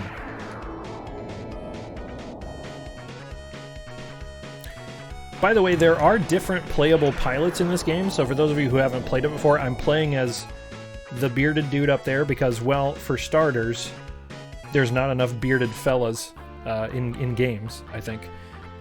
But also, he repairs his plane, like, super fast. So, if you pick, like, Shin Skazama, like, Shin, the first pilot all the way to the left, Shin gets, like, the weapon power-ups, like, faster, which is, like, kinda neat, but by the end of the game, who cares?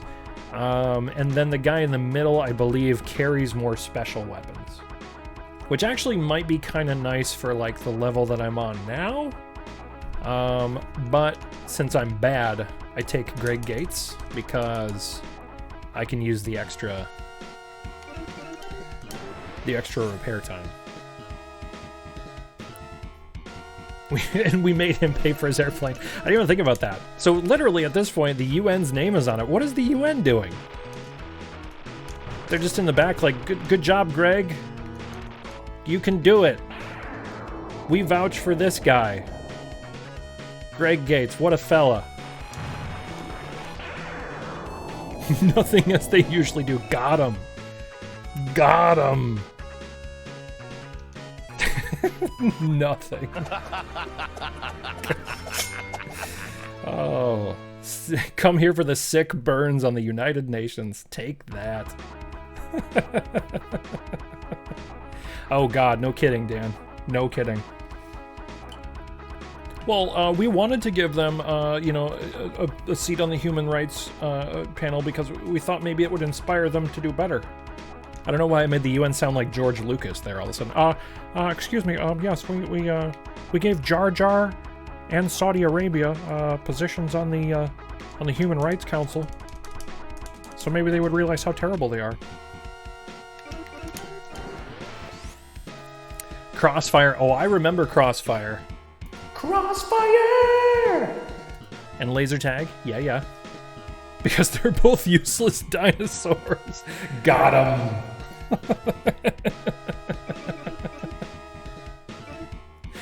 Yeah, that's very true, Pseudonick. Like, he just...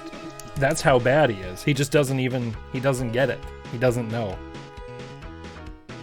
Man, Jar Jar. Real question about Jar Jar, actually.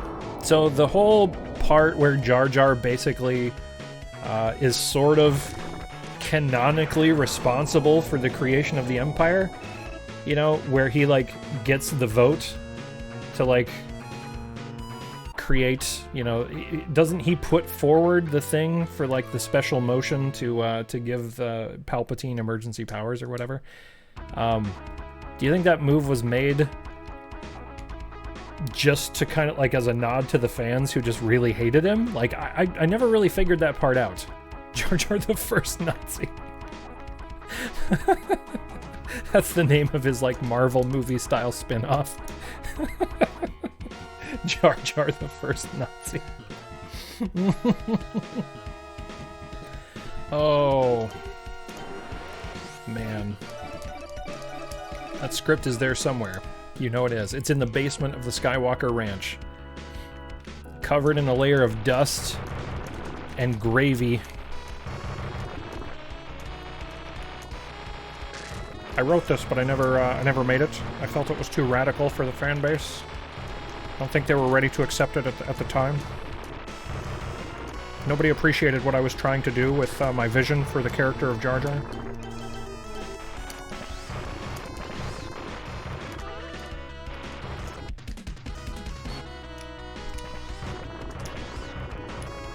I also think, like...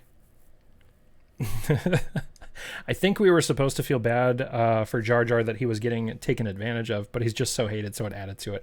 Yeah, that's probably a good point. Yeah. Yeah, and putting myself in the headspace of like George Lucas, that's totally a George Lucas move, because like how butthurt George was about the whole like, nobody likes my little movies, so I'm just gonna go and I'm gonna make experimental films. I'm gonna sell everything to Disney. That feels very much like a George move. Yeah.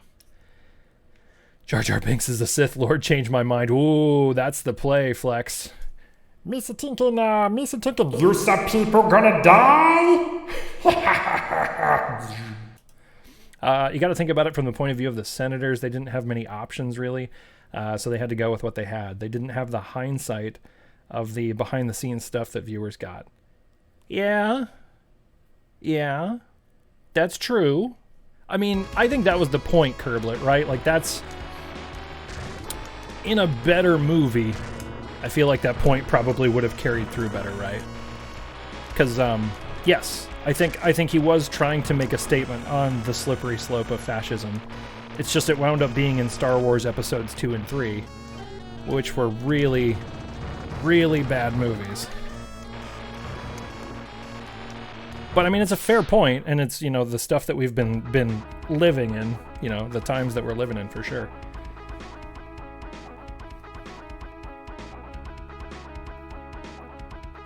That's a good point, Murph. I didn't think about that. The reason, yeah, it's because the prequels, yeah, essentially that the prequels are such hot garbage, right? That, like, you can sort of bolt on your own better story to it.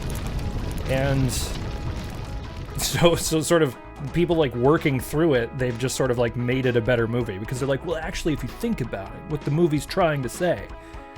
It's like, well, emphasis on the trying, you know, maybe. Possibly. Yeah, they did. They did. Which reminds me, like, I was actually streaming, speaking of the extended universe canon, you know, the Jedi Knight storylines, you know, from video games. Some of my favorite extended universe stuff, and that's all been thrown out. Kyle Katarn, certified fella. They did have, I mean, Flex is correct, they did have some good sword fights in there. Yeah, and you get Clone Wars, which I need to watch Clone Wars, full stop. I have no reason to have not watched the Clone Wars other than I just have not gotten around to it. I think I watched like the first season and people were telling me it's very much, and Dan, as somebody who's a big fan of Clone Wars, you tell me, is season 1 a little bit more like maybe weak compared to... Oh god, I gotta get the right special weapon out. That's not the right special weapon at all. Hope I didn't need that Mega Crush. Oh god, this is... I'm just crashing into stuff now. It's real bad. It's real bad. Yeah, when does Clone Wars get... Like, is Clone Wars good from the beginning, and maybe I just have to watch a little bit more of it, or does it really kind of like take off later in the series? I guess is my question. Burnsy, you're not even drunk. I'm kind of playing like it, though. Although you guys don't know, I mean, it's all you know is there's clear liquid in this mason jar drinky cup. You don't know. But it's water, and I'm not drunk, and I have no excuse. I'm just trying to pick up for poor gameplay. I'm flying this plane like I stole it. Oh lord. Okay, so we made like one good run where we got to the end of this level. I kind of hate this level, and I think I might try the canyon level. We'll try to see what's going on. Yeah, exactly. No, if I was trying to emulate my kids' video game skills, they would be done with this already. It's 1 p.m. here. I think I'm going to start drinking. You know what? It's valid. Oh my god, is it? Wow. Have I been streaming for like 2 hours already? Almost. Wild. It is. Time to start drinking. I mean, it's after 12 o'clock. You're right. That's what I appreciate. Everybody checking their own local clock, and they're like, no, it's not. It's 4. No, it's 1. No, it's 3. No, it's... Almost had enough time to throw my name in. I'm going to stream for a little bit longer. I'm going to, actually, real quick, I think I'm going to BRB. Let me do this. I'll BRB, and I just want to see if my kiddos are home real quick, since it is 3. Be right back.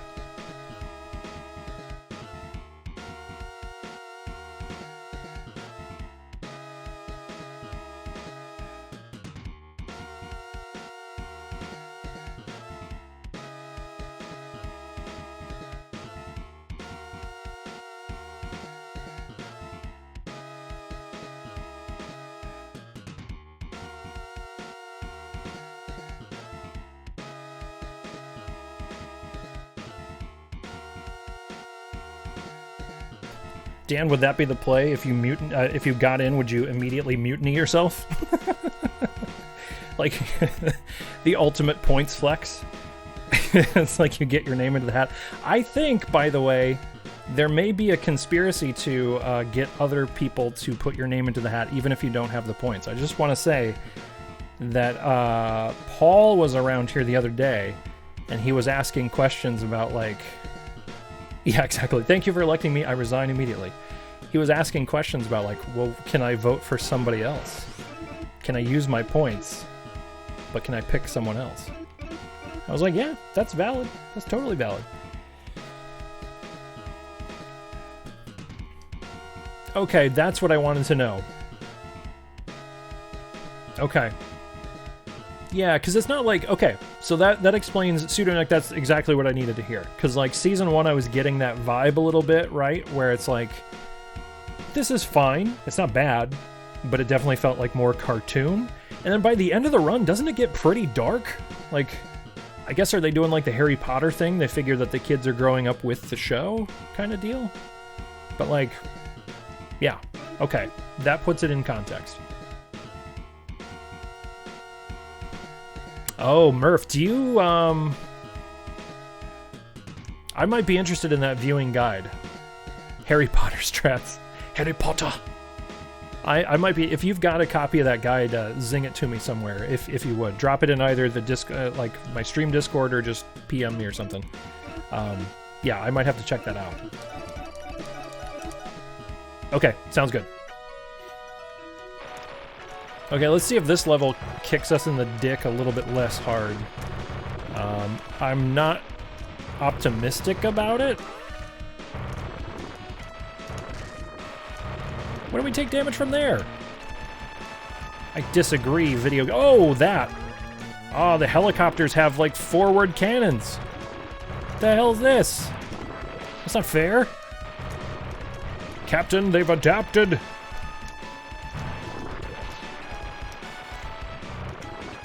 Okay, we're just going to fly above the missile pods and hope that they don't smoke us. There we go. Okay, so far this level feels much easier than the canyon one. That canyon one can eat my ass.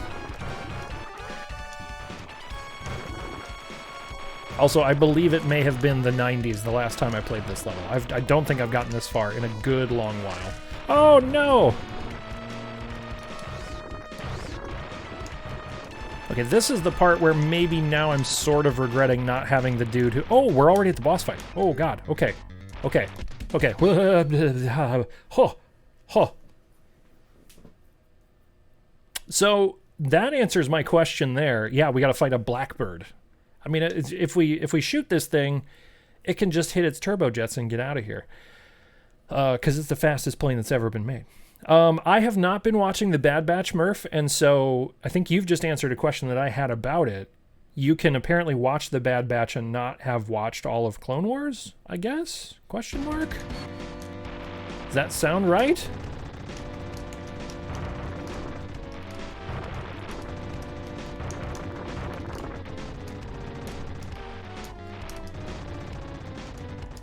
Okay, the upward attacking stuff on this appears to be pretty good too. Oh no, what's he doing now?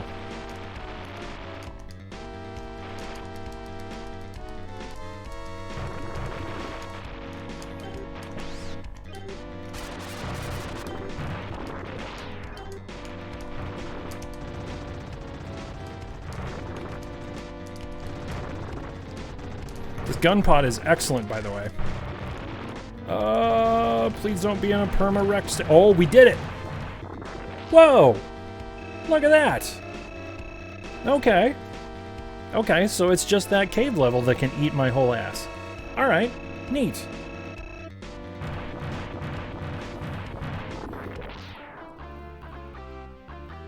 Okay, it's pretty much standalone.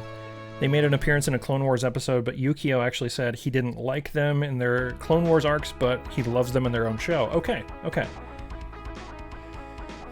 Yeah, I see you. I hear you there, Dan. Yeah. That's unfortunately kind of the world that we live in now, though. Like, your feelings on, like, Disney Plus exclusive is exactly how I feel with all the Star Trek exclusive stuff. Because I think in the States, the only way you can watch new Star Trek is you have to have Paramount Plus, which is a network so terrible they even stole like their whole name from Disney Plus, right? They're just like, oh yeah, us too, we want to do that also. So I still have I still have a Paramount Plus subscription just because I want to watch Star Trek, and it kind of sucks, but I sort of look at it as like, I guess I'm paying to support things that I like, but I'm also probably paying for stuff that I don't like, but yeah, there's no good way around it. Okay, well then I will start watching The Bad Batch, because I really, really want to check that out. It's like naming your company Indigo, then painting them all black. Yeah, same vibe. Same thing. Totally exact same thing. Yep.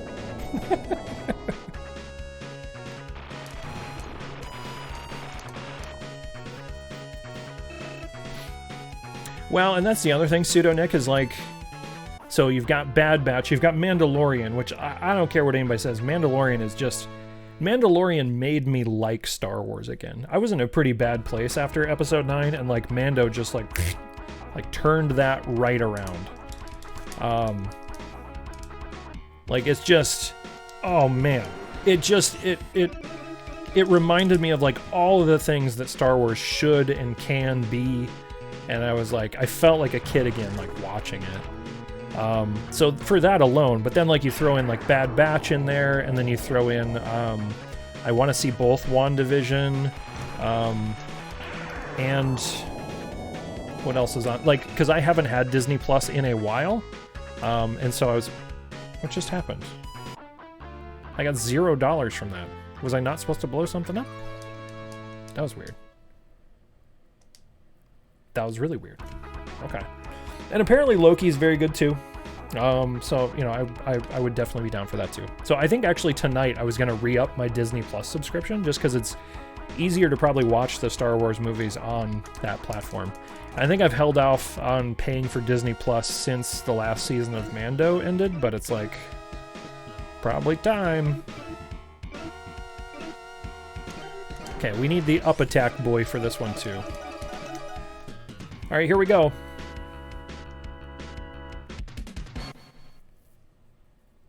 Season 2 ending fixed everything that 8 and 9 ruined for me. Yeah. Dan, I think same for me as well. That moment was just, yeah. If you haven't watched Mando all the way through the end of Season 2, just go watch it. It's very, very good. Keep leading up to the Doctor Strange movie.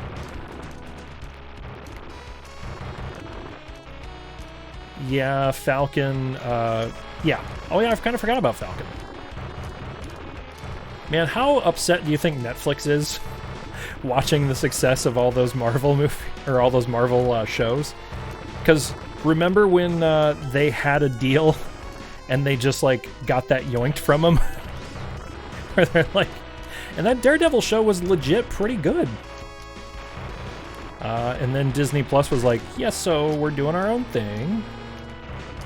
Oh, you couldn't bring yourself to watch WandaVision. Why is that, Flex?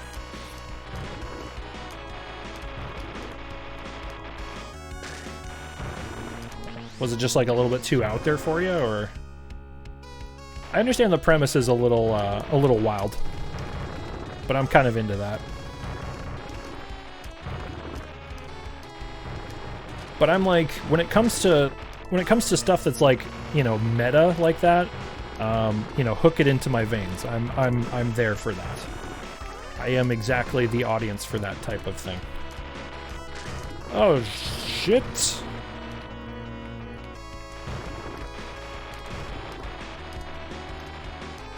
Oh shit, I did it again. You know, if I would not be bad, I bet I'd be able to get through this level. Oh, and I got so close too. Okay, so we're just gonna go for it. But we're perpetually on fire all the time. Thank you. Pewdini for 12 months, you. baby! Much love for the return to streaming, even if it is more random this time. Thank you very much, Pewdini, for 1 year! Dude, thank you very much. Yeah, it is much more random this time, so I'm glad you guys are okay with it. Oh, man. Yeah, Kurt, I think I asked that earlier too, Pewdini, but yeah, we're hoping that you're feeling better.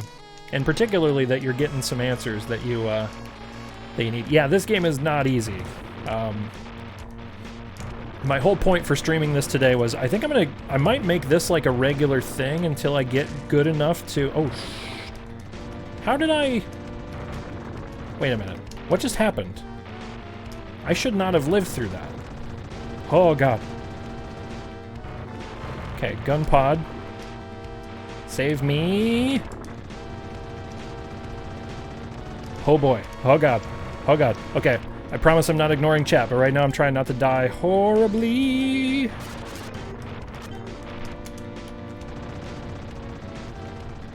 Okay. He's not even turned red yet. He's not even turned red yet. He hasn't turned red. But... I know you don't like @everyone pinging in Discord, but I'm pro live notification ping. People can turn it off if they don't want to. That's a good point. Yeah. No, I'm still kind of wrestling with that because I don't... A lot of the... Basically what I'm trying to do with the Discord is I'm trying to make the Discord simultaneously a place where I can talk about like my stream stuff, but more importantly, just like a cool place to hang out. And I kind of feel like I'm just like hammering people over the head if I'm like @everyoneing every time I go live. But I mean, you're right. I probably could, and people can turn it off. Yeah, I don't know. I have sort of an answer. It turns out I'm a mutant. The X-Men theme is playing in my head right now. I have a very rare genetic mutation only present in 10% of all white folks worldwide. Wow. So, but hopefully that news means that they've got a way to like figure out, you know, where to go next. Hopefully that almost felt like, is that one of the less scary options? I feel like that, yeah, you tell me, is that good news or is that not good news? I'm hoping that that's good news. It's your server, you do what you want with it. If they don't like it, there are ways to mitigate those things. Yeah, yeah. Oh, God. Oh, that was the best we've ever gotten. So that's... Okay, I feel pretty good about that. We shall see. Speaking of stream stuff, by the way, I think I am going to try to plant a flag on Tuesday night and try to make Tuesday night a regular thing. I don't think I'm going to go back to like a full-on like McGurd. We're gonna stream, you know, 3 days a week on a set schedule, but I do feel like having one night a week planned out, probably not a bad thing. I also feel like that'll be the nights when I do non-random stuff, like just rando SNES games. I feel like you can just spin up anytime. But I think the next thing I'm going to play through all the way through on stream is probably Doom Eternal, which is where if you guys saw those new channel point rewards, That's what we're going to do with those. My wife had a full-blown stroke 3 years ago. That's got to be turbo scary, dude. That, yeah, whenever you hear the stroke word, that's, yeah. Against the evil hell can conjure. Exactly. Definitely ruled out things like brain tumor or aneurysm, so it's great news. My brain may, over time, make new pathways, and thankfully the overall damage was minor. Okay, so that feels like... I'm relieved to hear that, because I've been thinking about you a lot. Actually, I was talking to my wife a little. I didn't get into like specifically what you were going through, because I didn't want to share that if you weren't, okay with that. But I did tell her, my good friend Heiner's having some trouble, and so we were thinking about you, man. So, rip and tear until it is done. Yeah, Dan, I've not played through Eternal, and it feels like it's time. It's time. Yeah, full recovery is what you can, anytime you hear those words out there, that's awesome. I'm glad to hear that. Yeah, life is precious, man. Like, it just, the older I get and the more you you kind of experience health scares, and people that go through some real serious stuff like that. Thankfully, I've had some health scares myself, but they've been relatively minor compared to some other folks that I know. But it's just kind of that reminder that, every day we got, lucky to have it, That's why I'm glad I know all you folks, and honestly, this whole last year and a half and stuff with COVID and everything, super glad I got to know all you guys, because very truly, this whole thing helps me get through COVID times, We gotta, there's so much problematic about the internet, right? And that's why I love Twitch channels and stuff like this, where you can kind of get to know people. Because this is kind of the good parts of the internet, right? Where it's you can get to know each other, kind of, actually build up some friendships and stuff. This is what the internet, when young me was what's this internet thing? This is what I hoped it would be, not the dark corners of Twitter where people are spewing hate at each other, powered by probably bots from foreign governments and who knows what else. But oh god, yeah. So thank you for being the cool parts of the internet and hanging out. It means a lot. I could take it, or it's a really thoughtful thing to say. I could take it or leave it, to be honest. Yeah, I'm glad to hear you're doing well. We hope that everyone is doing well and living their best lives. The support has been overwhelming. Yeah, that's good to hear. Still a few more tests to go, but nothing invasive or worrisome. Okay, so it does feel like the best is ahead. That you've gotten some good news there. Okay, that's a relief. That is a relief. I can imagine that's a huge weight off for you. Because you and I were talking about that in some direct messages and stuff, and it's I feel like that would be the hardest part, just not knowing, right? I'm just that type of person where it's if I don't know, if nobody can tell me what's next, that's where my biggest anxiety kicks in, Okay, so that's not an invulnerability shield. It's okay. So that's an extra. Okay, we got to remember the way that shield works. So when we pick up the little unicorn guy, it gives us that shield, and it's got a certain amount of hit points on it. So.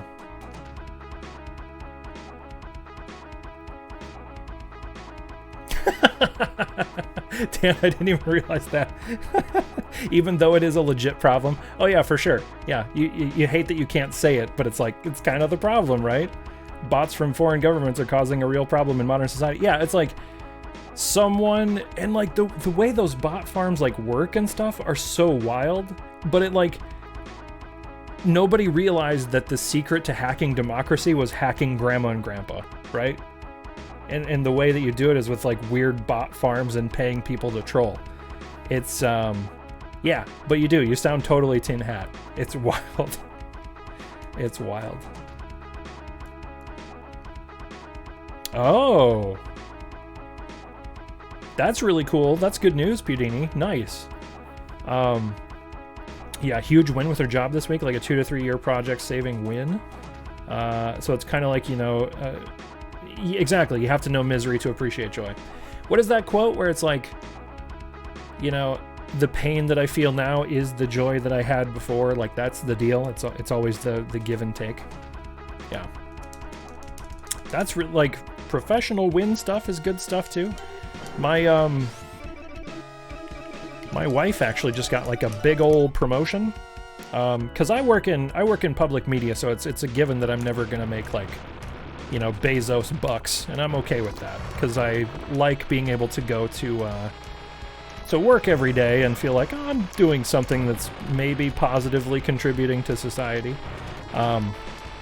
But my wife has a pretty cool job too, and she got a big old promotion, so a little extra cash is nothing to sneeze at. Because it just means that I'll be able to buy more like weird trinkets and streaming doodads and all kinds of stuff. I will say that folks pass along their congratulations. I keep telling my wife that she should get on Discord. She actually like thought about it once. I was like, it would be fun. I think people would get a kick out of having you around. My wife's cooler than I am.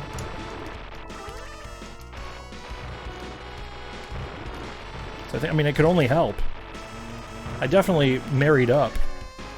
Yeah, so Kerbal, you know the secret, right? Yeah, exactly. I don't need Bezos bucks to enjoy life, but a little extra cash never hurt too many people. Exactly right. The bar for that is very low. It's, I need healing. Ouch. You're not wrong, but, I need healing. Ow, man. I mean, I can totally say that my wife is cooler than me, and I'm not even married. Boom, self-roasted. That's an impressive one, Dan.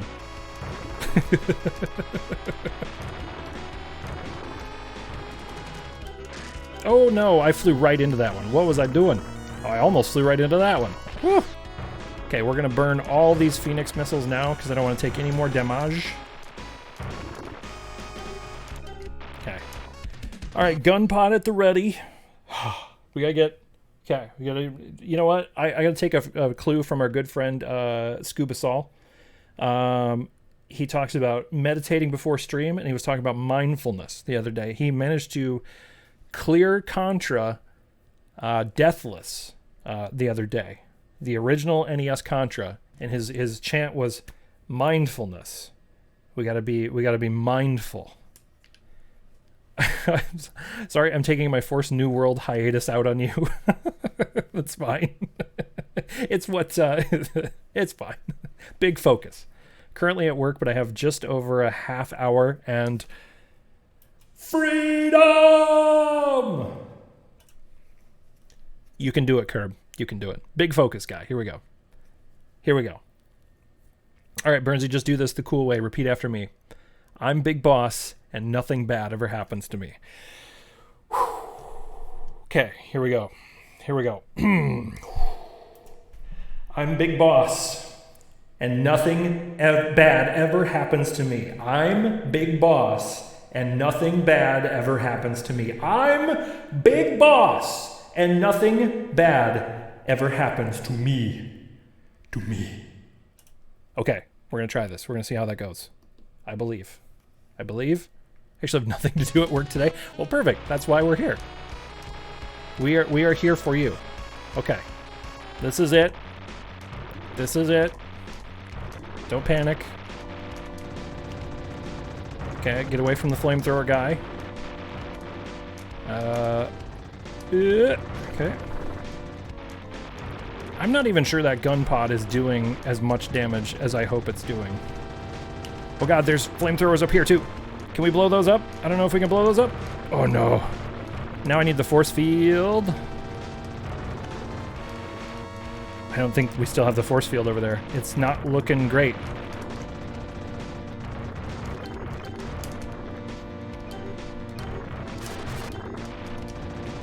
No!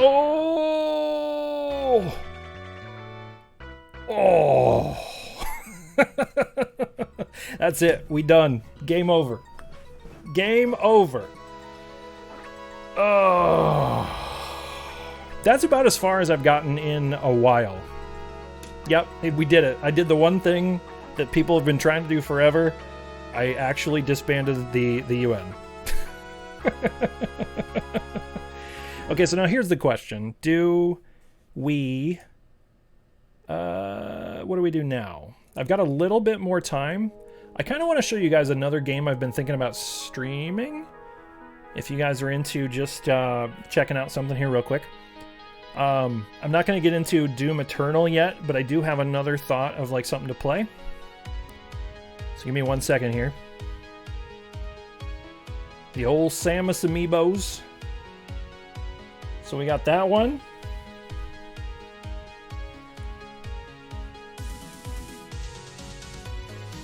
We just play New World. That would unfortunately be a you're sitting here watching me install New World. Yeah, those new Dread amiibos look really sick. I just can't wait to get my hands on Metroid Dread. I cannot believe that we're actually in a place where we're going to be able to play Metroid Dread. The project that has been rumored for, at this point, is it 15, 16 years?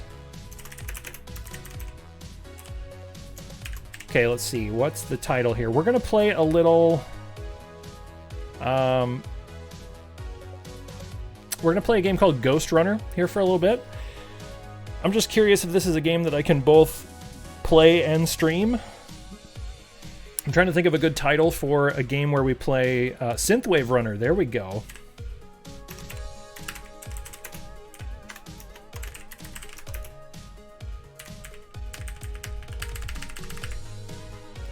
Okay, here we go. Notification. I'm a ninja. Okay, let's do...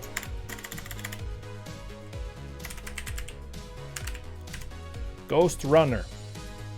I probably have to change some of my tags, because this is not... Okay, it is an adventure game. It is a platformer. Okay. That should have updated our title, I think. Might have to refresh. I don't know how long I have to play this, but we'll play it for a little bit. Let's see. Now I gotta remember how all this stuff works. I was playing it for just like a little bit, and I was like, this one might be kind of cool to stream, actually. So, let's see how it goes. Why are my tunes like stopping all the time? It's really like... The story seems like mega weird, and kind of, to be honest, just a little hacky, right? Like, the story just seems kind of dumb. But I can get into it, you know, if it's just good, dumb fun, you know, right? So, here we go. Let's see if the game capture will get that. Hey, it's working. So this is our intro cinematic. Oh, I skipped right through it, because of course I did. I'm going to turn up the volume just a little bit. I'm a fan of dumb fun. Yeah, so let's start. I've played some, but I think I can go back and... If I level select classic mode, we just start at the beginning. We'll just start at the beginning, we'll see what's up.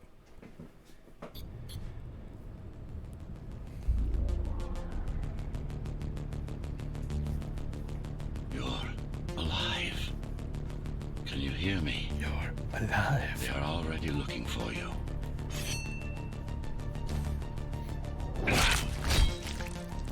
Cyborg Burnsy, baby.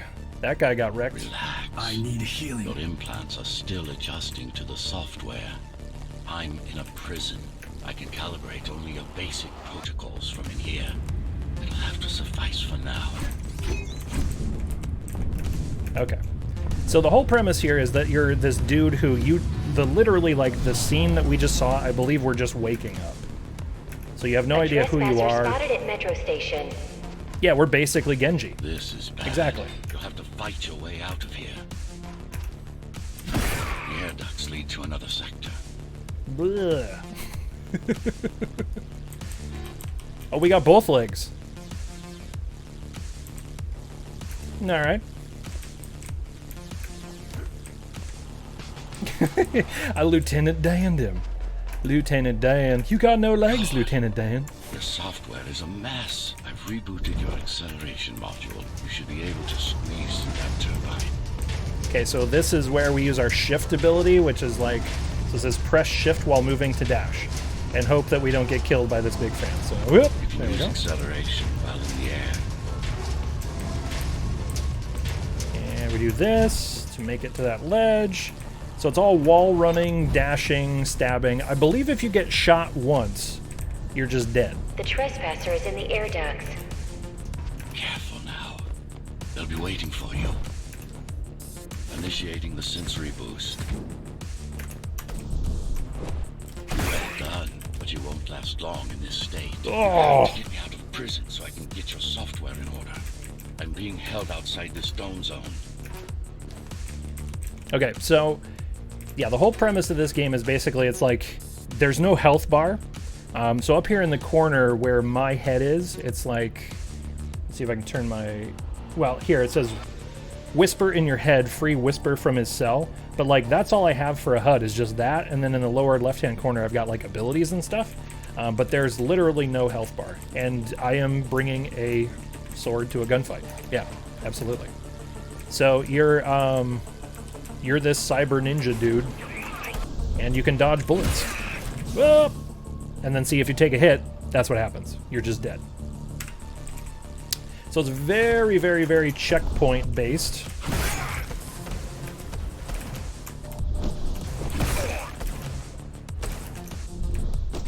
Oh, not quite. So what you're saying is, I can dodge bullets. I'm saying when you're ready, you won't have to, because you'll have to restart at the next checkpoint. Oh no! We hit the door frame, man! We hit the door frame, man!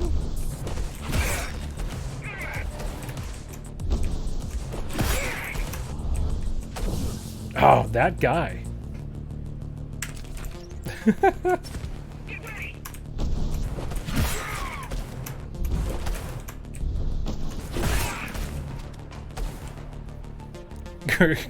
Yeah, everybody remembers when that one swept the awards.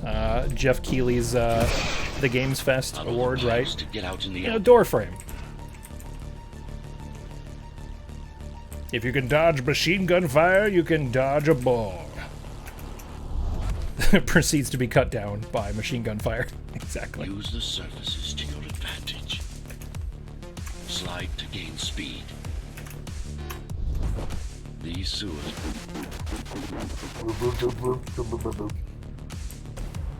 Okay, so there's 2 guys over here, 3 guys over here. We gotta go do this, do this. We're gonna go do this. Then we're gonna do this. Yeah, there we go. Okay. Now you're thinking with ninja weapons. They know I'm talking to you. It's only a matter of time before they breach the doors to my cell. Find me before they get inside. Okay. And then this dude that we're trying to save is, I think I've done a couple of missions where we've actually gotten to him, and he's basically like AI Morpheus. Each guard has a built-in lockdown chip. Disabling them will unlock the doors.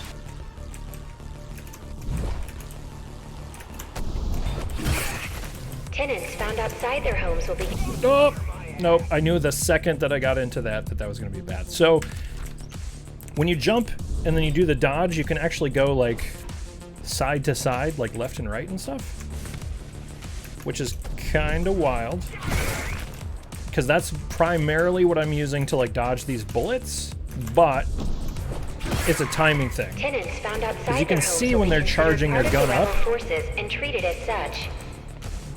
But you only have so long to do it. And it seems like if you go straight at guys like this, like what'll happen is their bullets are a little slow, like compared to like normal games. Like they're definitely not hit scan bullets. But the more you're flying like straight at somebody, the more likely you are to take a bullet in the face. Whoops. Yeah. Tenants found outside their homes will be considered part of the rebel forces and treated as such. The rebels are there. A trespasser spotted in the area.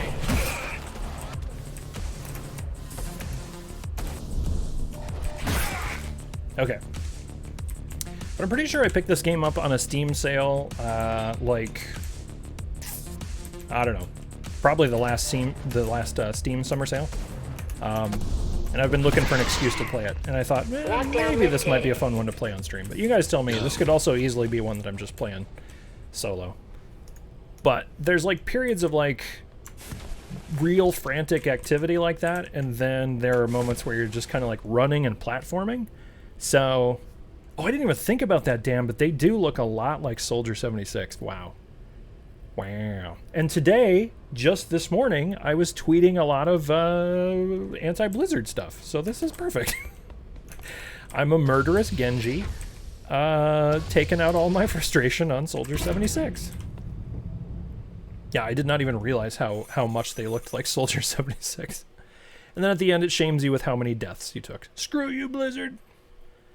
Yeah, it's, so did you guys see, all the stuff that came out? Well, just recently a panel surfaced from, like, 2010, where it's, like, the current president of, like, Blizzard and, like, a bunch of people literally laughed, like, a woman away from, like, the stage, because she was like, yeah, maybe we shouldn't have characters who, look like they came out of a Victoria's Secret catalog. Yeah, wasn't that... Oh my god. Like, I just saw that and I it made me want to hurl. Like, it was so bad. Yeah, no kidding, Dan. Getting, well, and did you see the response of Final Fantasy XIV? Like, I think it's the current game director of Final Fantasy XIV. Like, there were a lot of people who were like, haha, take that. And they're like, our game wouldn't be here if not for World of Warcraft. So, you know, let's be cool about this. Like, it was a very, like, very sweet and humble thing. Like, it makes you feel good about supporting Squeenix, you know, that way. Yeah, I would agree, Kerblet, that Blizzard is just, like, a shadow of what they used to be. But the uninstallafel meme? I don't know if I'm familiar with this. The uninstallafel? What is that? I don't know if I know what that is. Prison towers up ahead. Hope you're not afraid of heights. Oh, now we get to be kind of Spider-Man, by the way. So now we get this Spider-Man thing. Now we get to do this, and this, and this, and then this. So some of this platform, so it's kind of like a combination of like, you know, Genji from Overwatch, plus like Spider-Man games, plus a little bit of like the hardcore parkour from Mirror's Edge, like those style games. Yeah, I'm kind of with you, Kerblet. I used to play some Overwatch. Not like a ton of Overwatch, but I used to play like a little. And honestly, like I've been pretty hesitant to get back into the game for just those reasons, right? Like, it just doesn't feel good to support a company like that anymore. So, I don't know. It's too bad because Blizzard games are actually some of, like, when I was a kid, they were some of my favorite games. Like PC gaming, like what got me into PC gaming was straight up StarCraft, Diablo. Like, particularly PC gaming and like playing online with people. But yeah, it just doesn't feel, I don't know, it just doesn't feel right to support that company anymore. Some big name WoW streamer was playing Final Fantasy XIV, and while some Lalafell, very small character, danced at them, they uninstalled Battle.net plus WoW because it was trying to play ads at them during that. Whoa. That character has been dubbed Uninstallafell, which is hilarious.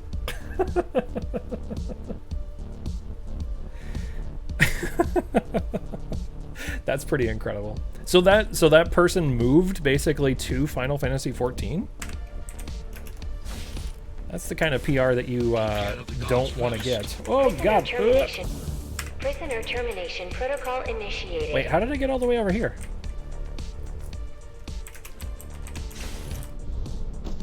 Oh, it's because I got the checkpoint already. Oh. Oh, when I respawned, all these dudes came back. I see. Oh. Okay, well, you know what? I'm just gonna keep going. Forget it. I got this checkpoint. Oh, God. Okay, well. So because I'm so out of the loop, Dan, I have to ask, is that character... So the Lalafell character is from... Yeah, try to find the gift. The Lalafell character is from which game? From Final Fantasy XIV or World of Warcraft? Because I'm so out of the loop on, like, both of those games now. Oh, okay. Okay, so what I need to do is go over here, then over here, then over here. Then he needs to shoot, then I need to do this, then I need to dodge this, then we need to kill that guy. Okay. Then there's a guy over there, at least one. There are several. Okay, we're gonna run behind cover over here. Alright, we just gotta remember, we are ninja. You know what? Oh, that guy killed us from way over there, man. Way over there, man.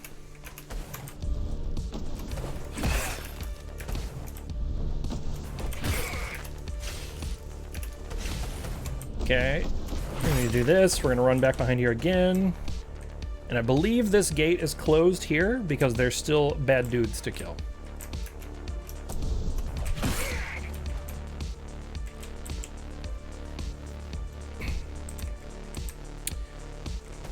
Yeah, it'll be kind of curious to see. Flex, do you know, is there any timetable for like when we're supposed to actually see Diablo 4?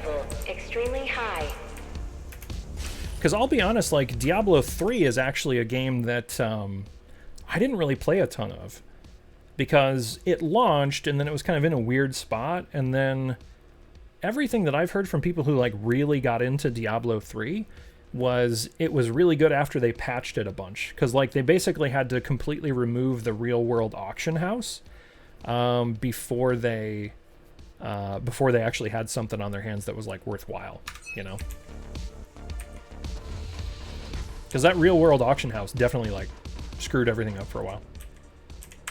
Yeah, I think Flex, if you got into it later, I think the first year was pretty rough, and then after that it was much better. Oh God, what'd I do? What did I do? I'm sorry. I thought I was supposed to hit this button. I'm sorry. At last. Oh, that doesn't sound Pleasure good. to meet you. Face to face, that is. Now, let's take a look inside. This may feel a little strange. Definitely not how you want a first encounter to go. This might feel a little weird. Okay. Welcome to Cyber Void. Time to fix you up. You can talk here, by the way. I can talk? Oh, no. You can call me Architect. Really? He even sounds like the architect. You're a ghost runner. Number 74, to be precise. That will have to do for now. Vis-a-vis Your physical ergo. body is vulnerable.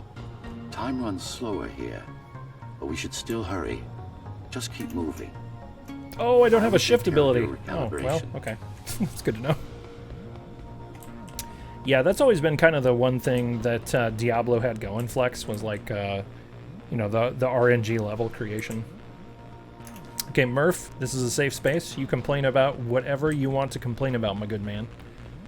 What do you need to complain about? What's the deal about corn nuts? Others like me. Is it a corn? A fall. You've been cast down from Dharma City to the base district. It's a miracle to survive a fall like that. Even for someone like you. Oh, we fell? Runner. Yes. You were bodyguards, peacekeepers, arbitrators, and anything else we needed you to be. The election isn't unfair, Dan. I'm going to win. When RPGs give you a big lore dump before the final fight, and then the final fight is too difficult at your current level, meaning you need to come back later to kill the boss, but already got the narrative payoff. Yeah. yeah. I'm going to guess, so Murph, I don't, because of what I know about Disco Elysium, and there's basically no combat in Disco Elysium, is this happening in Nier Replicant? by chance? Perhaps? Oh, PoE. Pillars of Eternity. Yeah. I've not played PoE either. That's on my list of stuff to play.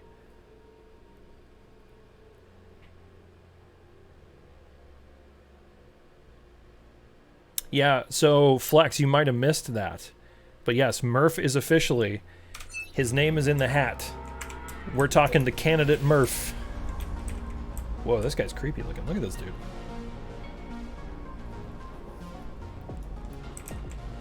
Okay. You just gonna watch me jump? Alright, no big deal. This is fine.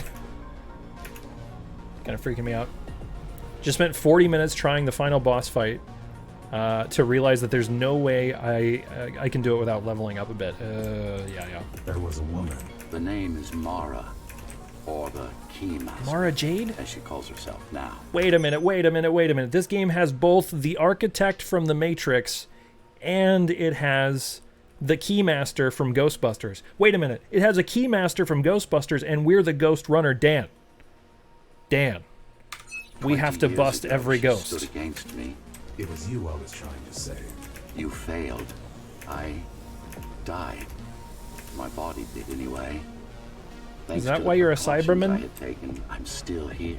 Although this form has Yeah. its Oh limitations. no! Are you an AI? You could say that. You could also say Dharma Tower. He's is the a ghost. skyscraper. Technically correct. Technically correct. The best kind of correct. Okay, I'm just gonna trust that this dude is gonna keep building this bridge for me. No big deal. Sir? Okay. What is the tower then? Humanity's home. A megastructure that once housed 1 million. It had been under my care since its creation. Almost a century ago. I served the people. What kept the them hell is safe, going on here? maintained the shelter I provided. But Mara had her own plan. She became the sole ruler of Dharma Tower, ruining what I've built, bringing us back to the verge of extinction. Okay, hang on. Dharma Tower. This game feels like it's just a mishmash of like pop culture references because Dharma Tower, Dharma Initiative. Isn't the Dharma Initiative the thing from Lost? Also, from what I gather from playing this game a little bit ahead of time, the tower that we live in is like it's like this it's where humanity has like coalesced after some apocalyptic event. So it's definitely like a post-apocalyptic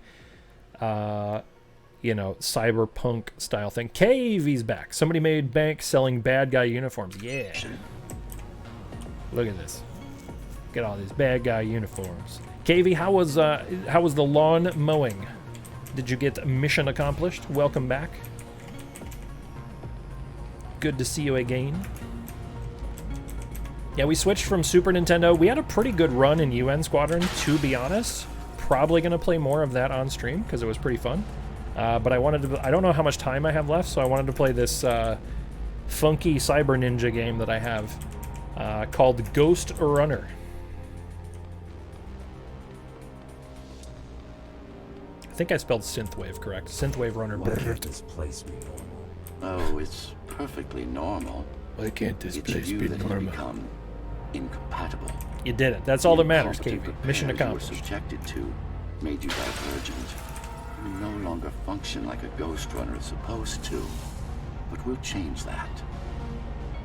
Who repaired me? That would be the Climbers, a group of rebels. Also, what I appreciate, like, so clearly, games like this I would almost call like video game porn, because it's like nobody's playing this for the story, right? You're just playing this for the sick cyber ninja action, because like I think they're trying to put out some interesting ideas out there, but this is clearly just like an exposition dump where it's like, also this is the tower. I used to be the head guy of the tower. These are the key players. This is who repaired you. It's just like within the first mission, it's just like dump. Like I'm into Tried it, to oppose Mara. but you Where know. are they? Dead, I'm afraid. They'd been killed before I managed to contact you. But there's no time to worry about them now. We're almost done here. Press on. Okay, so real talk about Fury, by the way. Murph, is Fury a game that you got into, that you liked? I tried to play Fury, and I don't know if it was just like I wasn't in the right mindset for it or not, but I was not digging it. Because the game is just boss fight after boss fight after boss fight, right? Like, it's basically just a chain of boss fights. Is that pretty much what it is? I liked it, but didn't love it like some people do. Just boss fights, yeah. And I was like, this seems fun. I don't know. I got it on my Switch. I think it was like on sale or something. Oh no, that's not going to be where I want to go at all. And I bounced off of it. It's one of those games where you pick up and like, I don't know if I just wasn't in the right mindset for it or what.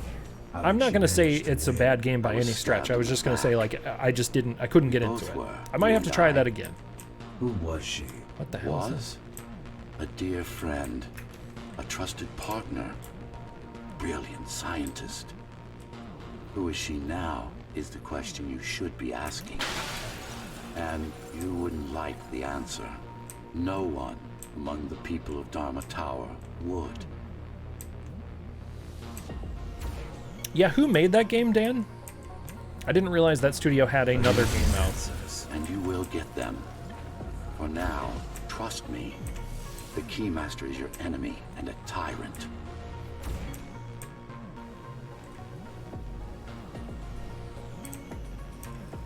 That was a weird game.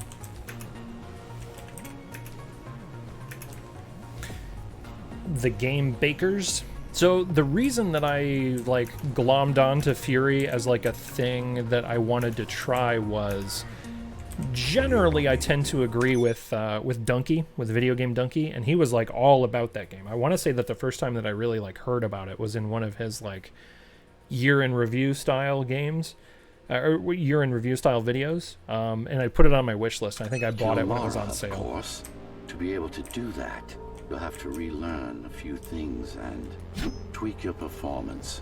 But first, Haven felt like a fanfic between two random characters and also really badly written. We need to get back, and it's much quicker this way. That's rough. Much quicker this way, like we gotta jump much quicker this way? Also, is this a real city or is this just Cyber City? This looks like we're in Cybertron. I beat Fury on New Year's in one sitting for Violet. Oh, nice. Very nice. I think Violet was trying to get a few people to play the waifu game. I'll be honest, I was kind of thinking about installing the waifu game because it looks fun, but it also scares me. That waifu game scares me because it's a gacha game, and I only played one other gacha game, and that game scared me because it's just like they very clearly want you to spend the bucks on stuff. Didn't do the fight the final boss game though, because that boss is awful. It will scare you. Really? In Fury, you mean? Like, is it just kind of like creepy? We did it. We navigated the cyber realm. Huzzah. Our first stop is one of the few remaining Spider-Man located does in whatever mining a spider ninja tower. can. We can use it to Runs correct on the walls, corrupted parts slings of his your web, code, and hopefully bashes restore your dudes more in the head. Oh sophisticated no. functions. Hopefully. There's no guarantee He is the the data spider will be intact, ninja man. but we'll cross that bridge when we come to it.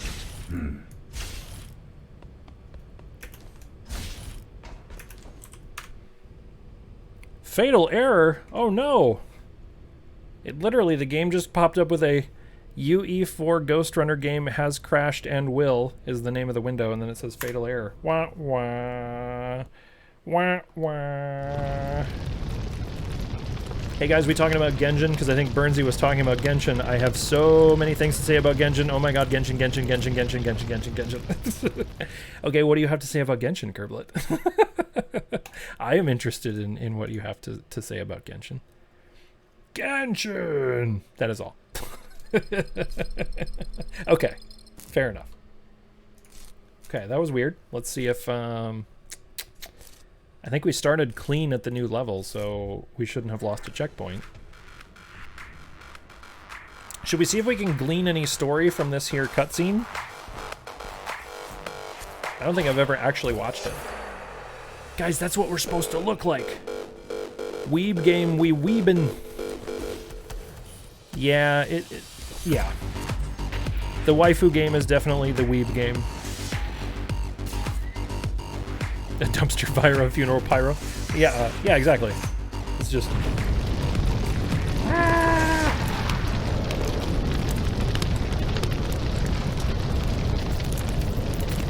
Yeah, I'm wondering if that might be a good, Oh, look at how good at the video game this guy is. Wow. I need to be that good. That might be a good follower emote if I ever get follower emotes unlocked. Wait a minute, do we have to fight Dr. Octopus? This game is actually Spider-Man confirmed?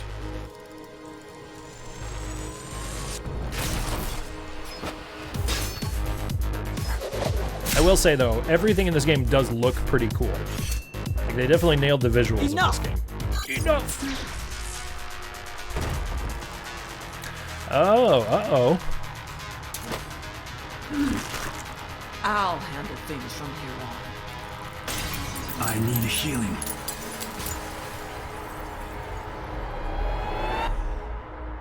Uh-oh. Okay, so that's why we have the robot hand, right? So the first thing you do is you wake up and you do this with your Terminator hand. That explains why we have the Terminator hand. Okay. Cool. That's why you watch the cinematics. Alright, neat. Okay. No more crashy. No more crashy video game. No more crashy. Our first stop is one of the few remaining Cybervoid mainframes, located in an old mining tower.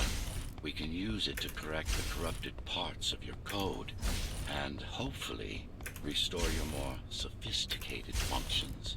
Hopefully.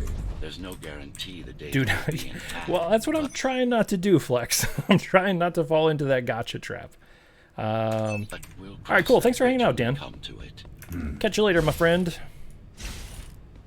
Good to see you as always.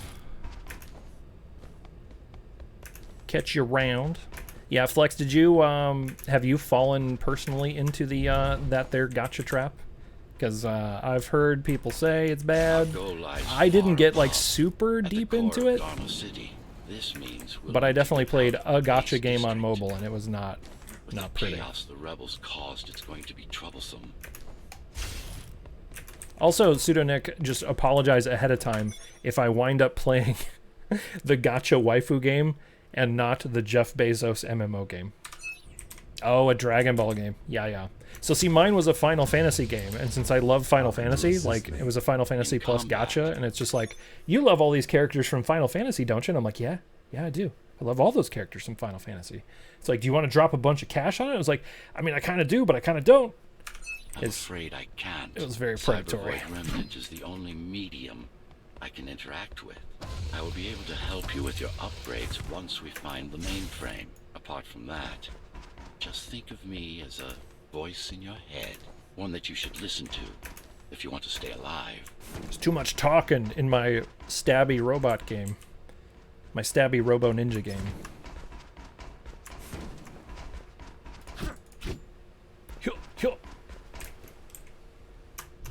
Okay.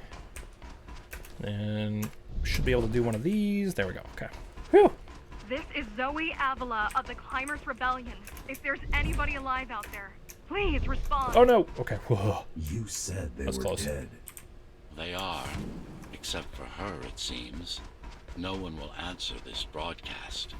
I wonder if this game wanted to tell more of a story than they had the budget for.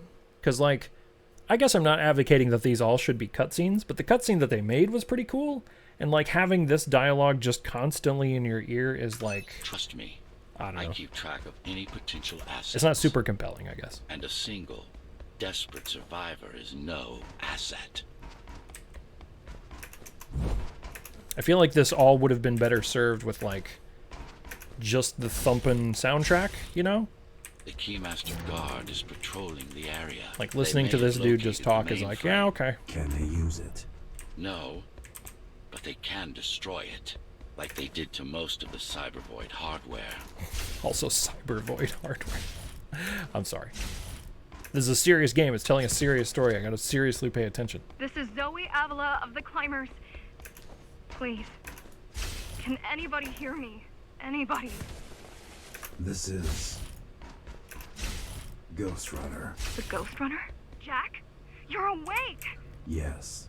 How? I'm awake. Been rebuilding you for months. We tried everything we could to wake you up, but you never Okay, this would. is important It lore wasn't here, up to guys. me.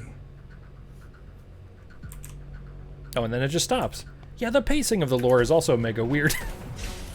Right when they got to the part where I'm like, okay, that sounds kind of interesting. Then everybody stopped talking.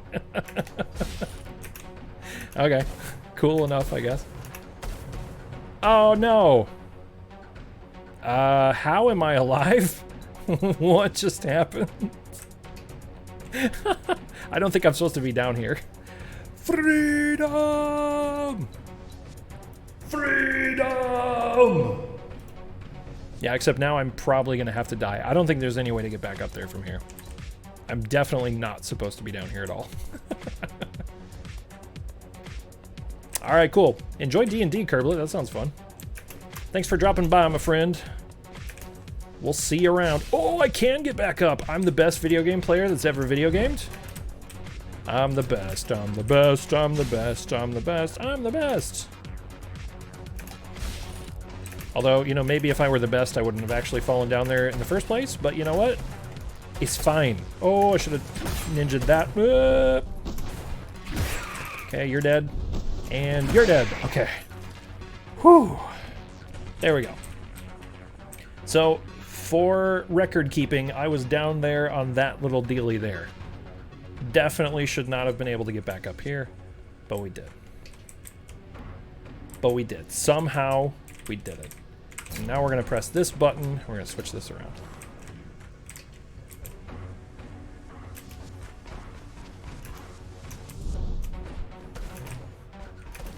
Okay, I think... Go this way. Go this way. This way. Aha! Aha!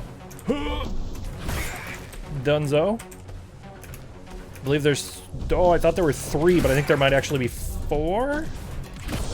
Nope, still 3. Okay. You were there when they came for us. It would have been different. Easy video game.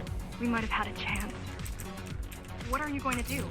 The 5th is still crawling with keys. Keys? Oh, the Keymaster Guard, bandits and thugs that Mara armed and sent against us. I'm going after her. After I'm the going after Keymaster? Alone? That's As soon as I insane. stop vibing If on this anyone track. can do it, it's definitely you.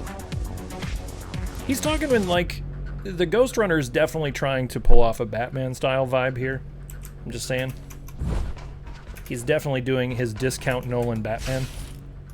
And if anybody's going to be doing a discount Nolan Batman, it's going to be me.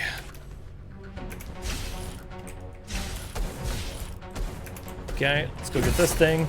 Did that guy... Excuse me, sir. You have a potty mouth. Did this killer assassin just say F you? I think he did. What a bad man. Whoa! Okay, that was close. You're gonna need someone to guide you and keep an eye out for threats. What do Okay. you say? Want my help? Yes.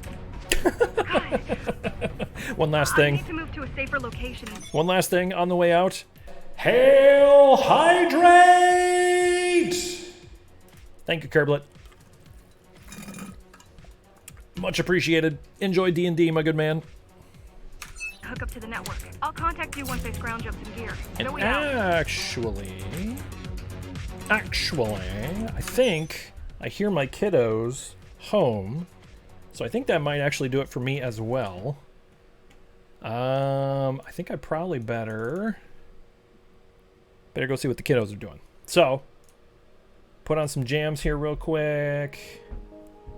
Is there anybody on that we should raid? Any cool folks that we should raid into? Actually, let's go say hi to some people.